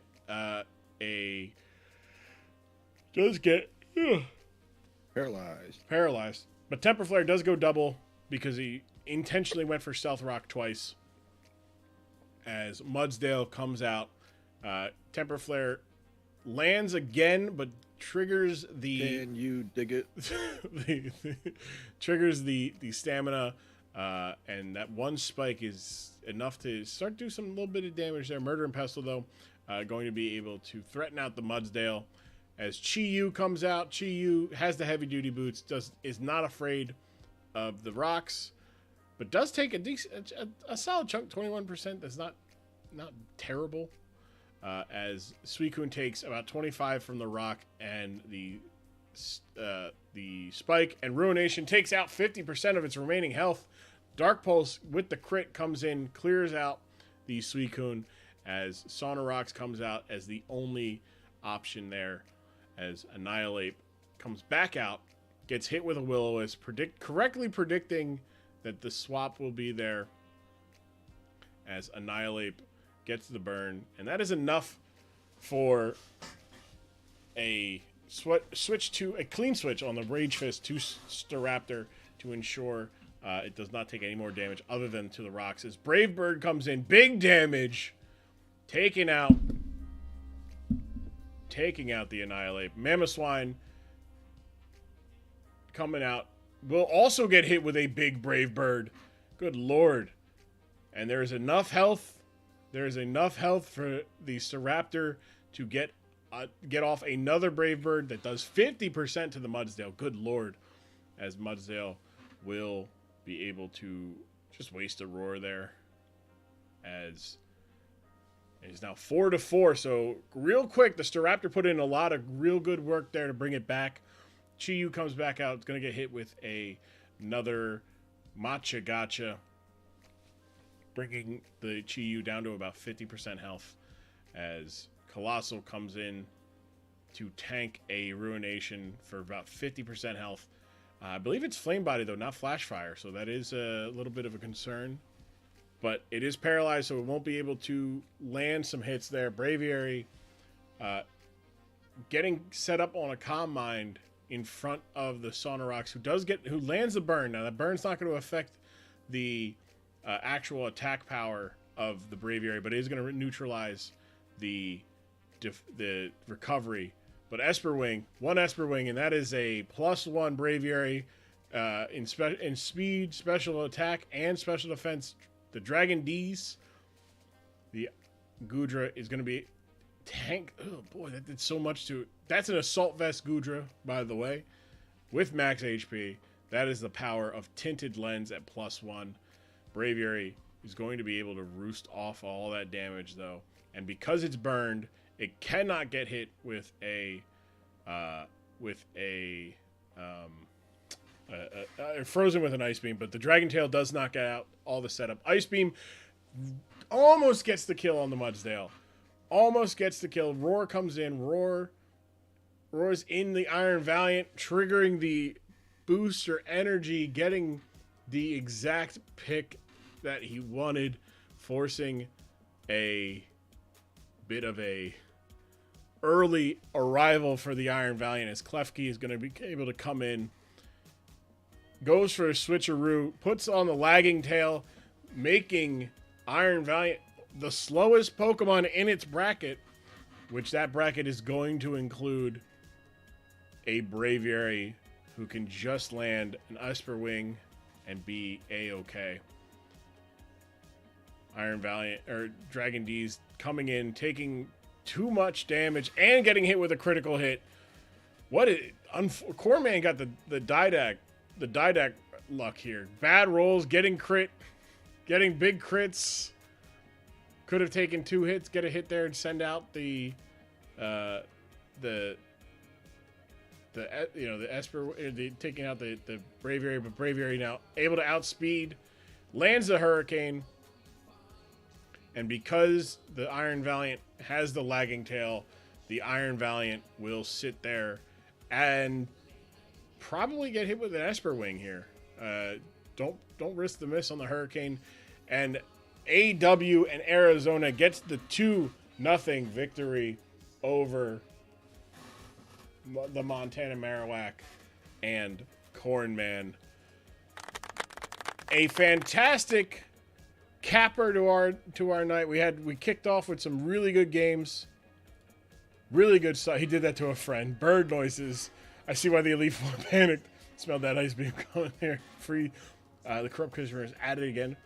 I would have thrown up on my keyboard. That fucking lagging tail. Such an ass. Yeah, he did that to a friend.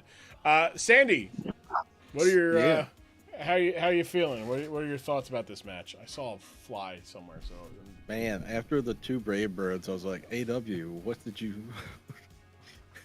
How could you do me like this? That was that's a really it goes to show because Cornman's team did not have that kind of threat other than Valiant in terms of I can flip a game back like that, right? Brave Bird took out the Annihilate. It took out the Mamoswine. Everything. Not going for Ice Shard is interesting. I want to talk to AW about that because that wasn't interesting. Ice Shard doesn't get the. I don't know if Ice Shard might have gotten the kill, but the lagging tail tech really came in big for him and went exactly how he would like it to. Let's get Cornman in here. Pretty amusing play. Yes, also very amusing when you're like, oh hey, switcheroo. What are you switching? Hello, Cornman. Welcome home. Thank you. Tough loss. Yep. But you've played your matchups with the Bloodline pretty straight up. So, but again, your 2 losses, you have two of your losses are to your Bloodline teammates who have a combined 1 loss. One of your other losses is to Harold Pestered, and who is 6-2. Your other loss is to Roby. To Roby, yeah. Who played his ass off. Got that win, and also. And I didn't tear a Sinistra. Yeah. Right, and you also didn't have like all the offensive firepower you have now. Overall, I think from my standpoint, like that Star Raptor, it was looking like your previous team in that role. It's dire because you lost your Chi Yu check in Suicune. Your other one's paralyzed. At least defensively is paralyzed. But hey, I'm gonna go out to the Star Raptor, even though it takes damage from the rocks, and just gonna click the button and I'm gonna get a kill. Yep, 2 of them. Yeah, almost could have got a goddamn third one too. Yeah. Very, very good, and that was with 75% health. How do you feel coming out of this loss for your team?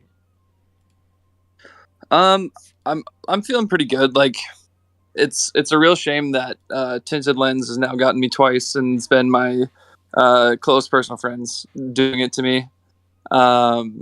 Those Hurricanes would be doing like 22% without Tinted Lens, and they're doing 45, 46 from Braviary on Gudra. Like, that's just a lot. The crit on Suicune. I believe there was one more in there, hitting the Hurricane on Sinistra, like that one. There's a lot of places in that battle where like one turn doesn't happen the way it did, and it might just have completely flipped momentum in the other direction. So I feel pretty good about the way I ran the game. The legging tail, and I still think at the end, like, had that not been switcheroo legging tail Klefki, Valiant could have very easily just swept the rest of that game too. So once I saw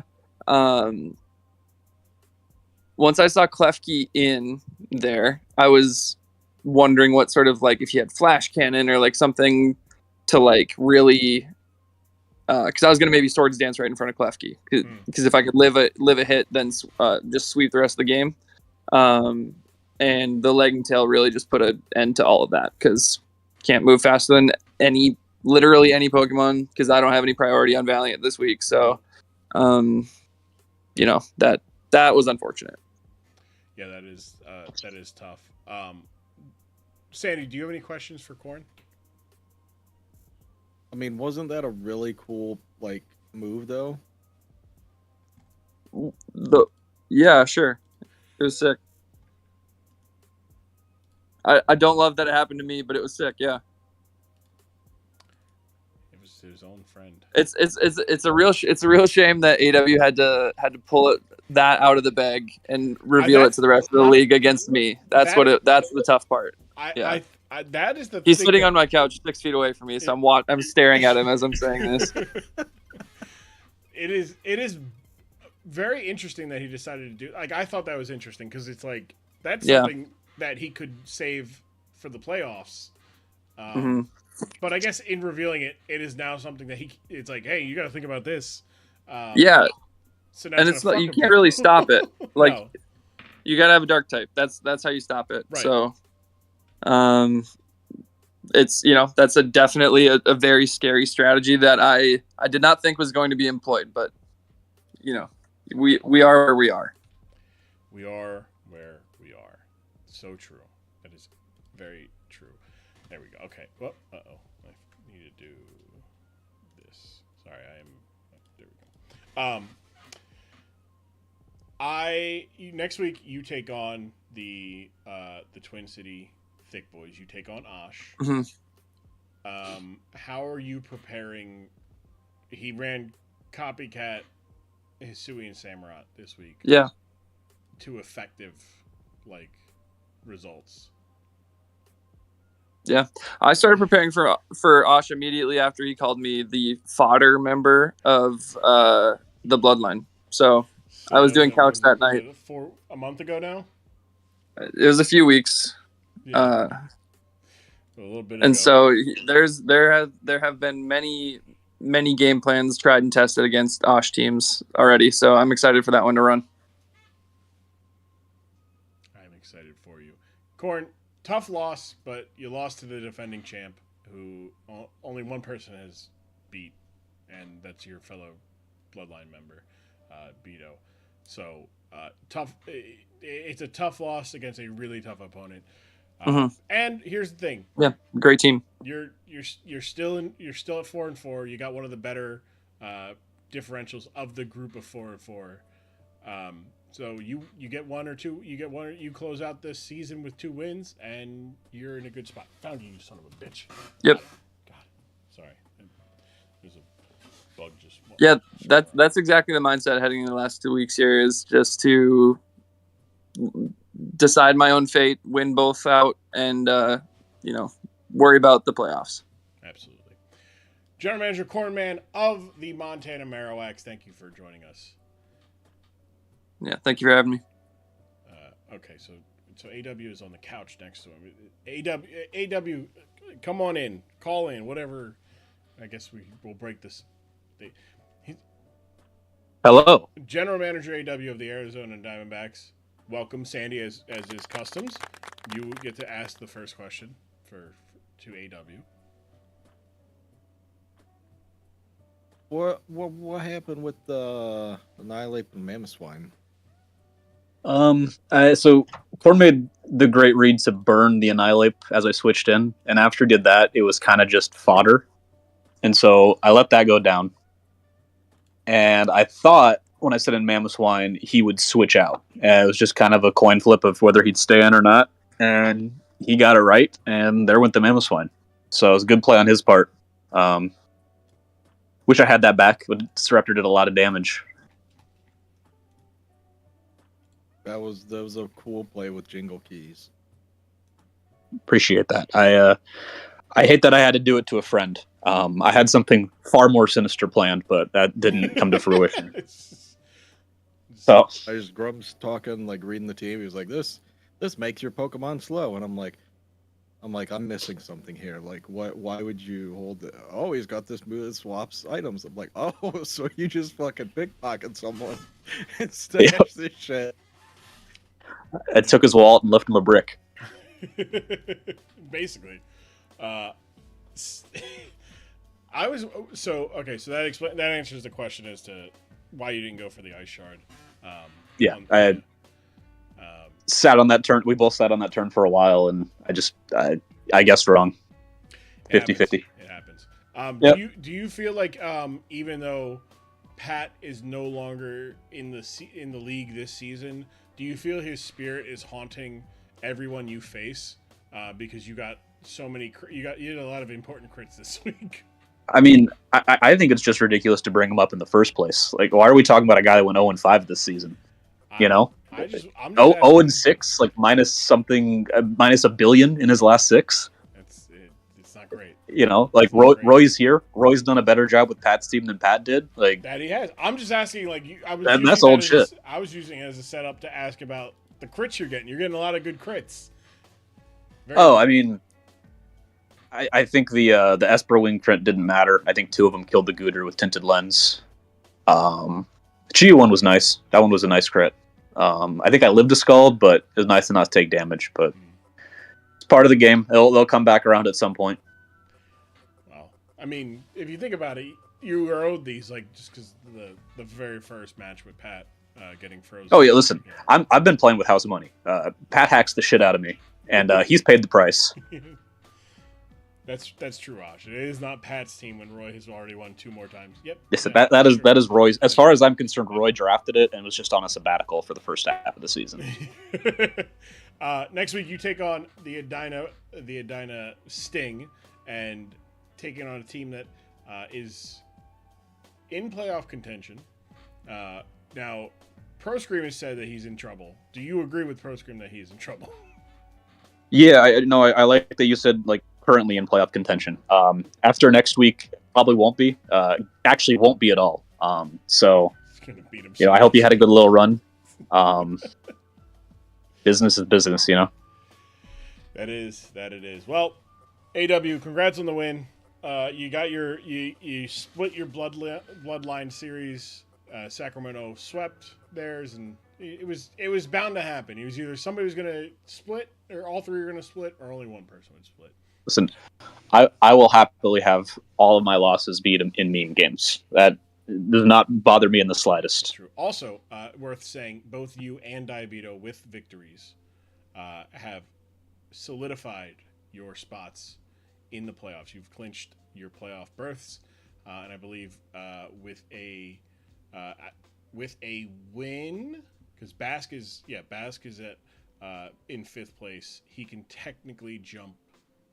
If you guys were to both lose, there's a potential of both of you guys, because he would own the tiebreaker, and if you were to lose twice, so next week with a win, you will solidify a match, a seeding match placement, one of the top 4 seeds. If you do that, are you taking it easy in week 10? We'll see. I think I've got the governor week 10. Yes. I have nothing but respect for the governor of my former state. The other half of that mind has been saying a lot of slanderous shit. So we'll see. We'll see how I'm feeling. Okay. Maybe I'll reach out and see if I get the governor, or if I get Didact. Gotcha. We'll go from there. There you go. Well, AW, thank you. Congrats on your win, AW champion and general manager of the Arizona Diamondbacks. Thank you for joining us. Thank you. Coffee. Slandering people so much fun. I love the slandering people. All right, so let's take a look here at our standings, where we're sitting at. Sacramento, Arizona, they have clinched a playoff berth. They cannot fall any further than, I believe, Arizona can fall to like 6th. Sacramento can only fall down to like 5th. So there is technically still room for them to maneuver. But Sacramento, Indianapolis, if they beat New York in this extended match, they will clinch as well. Long Island and Minnesota have a chance to clinch playoffs next week with a victory. Twin City cannot clinch next week with a victory. So it's just Minnesota, Long Island, Indianapolis can clinch with a victory.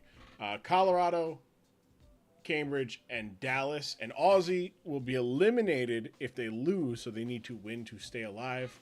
And then Montana, Delaware, British, and Edina, win or lose, will not have their games, their playoff lives be determined by their games. So that is that. You get That's true. It's funny as shit. Let's take a look at stats. Our leading knockout is Heatran still. Blaziken right on its ass at 14. Ursaluna Gouging Fire did not get registered kills this week. Baxcalibur cracked the double digits as Iron Valiant, Ting-Lu are encroaching it. And then we have about, 6 Pokemon with 8 kills. So we might have one of which being Corviknight. Crazy. Absolutely crazy. Jolteon, Great Tusk, Chi-Yu, Ursaluna, Blood Moon, Overquill, Venusaur, Corviknight, all with 8 kills. So we might have a lot of 10 kill Pokemon here. Might get a lot of 10 kill Pokemon here. Statuses. We've got the no real changes in the top there. So he's about to creep up the kills. He is. He got 4 this week. Pretty good. I think he's sitting at 7, right? Yep, sitting at 7. So he'd be getting there. Clodsire still up there with 8. No one in the top 10 got a. Slowking did. Slowking got one to jump into the top 10 with statuses. And your hazard leaders, still Clodsire, Overquill, Skarmory, and Samurott got 2 there, so that bumped him up to.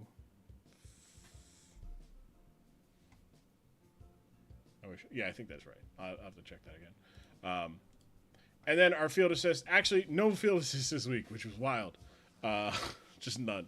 It's the greatest late season MVP push you've seen. So here's the thing. Last year we cut off. This is when I started cutting out. Like week after week 8 is when I started putting out the ballots for nominations and everything. We're not doing that until after the regular season this year because last year, in the last like 4 weeks, put on a fucking show, and was robbed of like an MVP finish. So this way, I also don't have to like remove like 7th month of the year nominees halfway through because they ended up making enough games. But if we were to look here at knockouts and whatnot, or potential 6th months of the year or 7th months of the year, Raging Bolt is got 4 games. I think I made it 60%. So if it doesn't play one of these, if it doesn't play both of these games, it'll be eligible. Toxapex though, yeah, 6 kills right there.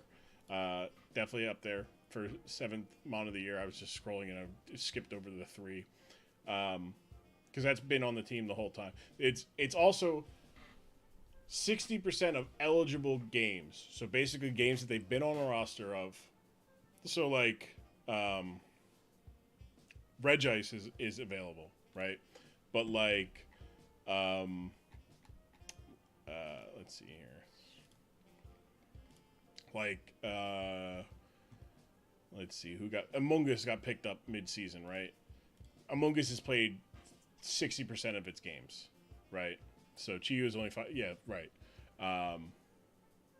Staraptor got picked up mid-season, right? Like, so that's kind of the idea there. If you've been picked up mid-season, that's how it's calculated.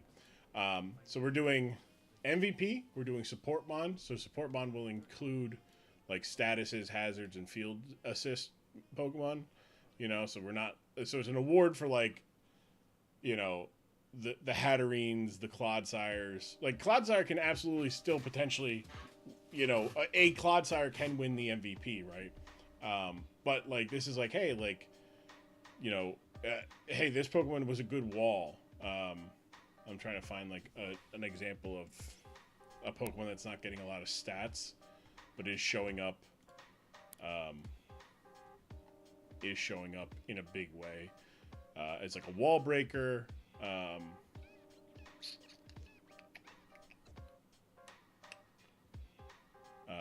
see here.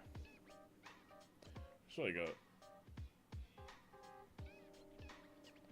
Look, there he is, Trapinch.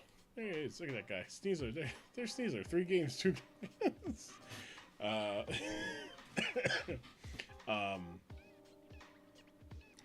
Like a Zoomerl would be, you know, is kind of close to there, right? Iron Tread's also close there. Rotom Heat would be one, because it's been, you know, doing some stuff. Volt Game style, nickname of the year, all that stuff. So we'll have all that stuff coming in the next 2 weeks or so. Scared. And then let's take a look at our schedule for next week here. We've got the Pig's Eye, Pig Night in Colorado. We've got Aussie and the Cosmic. We have Minnesota and Sacramento. We have Delaware and Long Island. We have Edina and Arizona, Indianapolis and Dallas, the British Bangers, the Cambridge Clodsires, Montana, and the Twin City Thick Boys. We got some pretty. I'm looking at 3 really good options for you know, primetime game of the week. I don't know, why are you pushing your worst name? Yeah, right. Like wide body Hellcat's like the best one you've had. Either that or Warren Moon or Gerario Moon.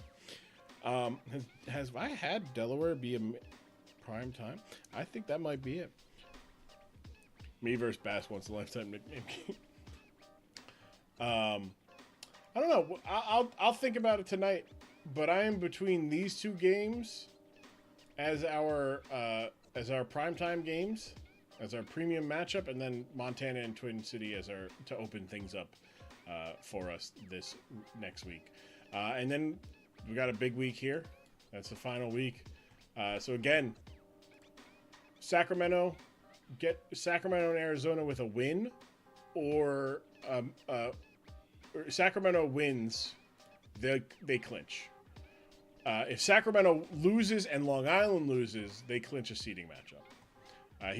Sacramento needs just one of these two teams to not have two losses. Arizona clinches with a win and a Long Island loss, I think, because Minnesota is kind of far behind in terms of difference. Indianapolis clinches a playoff berth, beating New York. Long Island clinches a playoff berth with a win. Same with Minnesota. Minnesota also gets that if Delaware, if three of these teams lose, yes, yeah, it needs three of those to lose. And then tiebreakers, I'll figure all that out throughout the week as well. But yeah, there we go. Sandy, Sandy mute, definitely, never mind.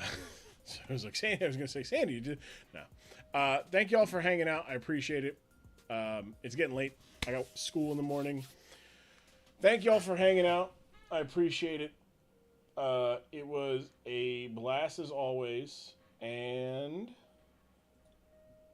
I love y'all. One more time for the road. What do you say? What do you say one more time for the road? Let me say one more time for the road.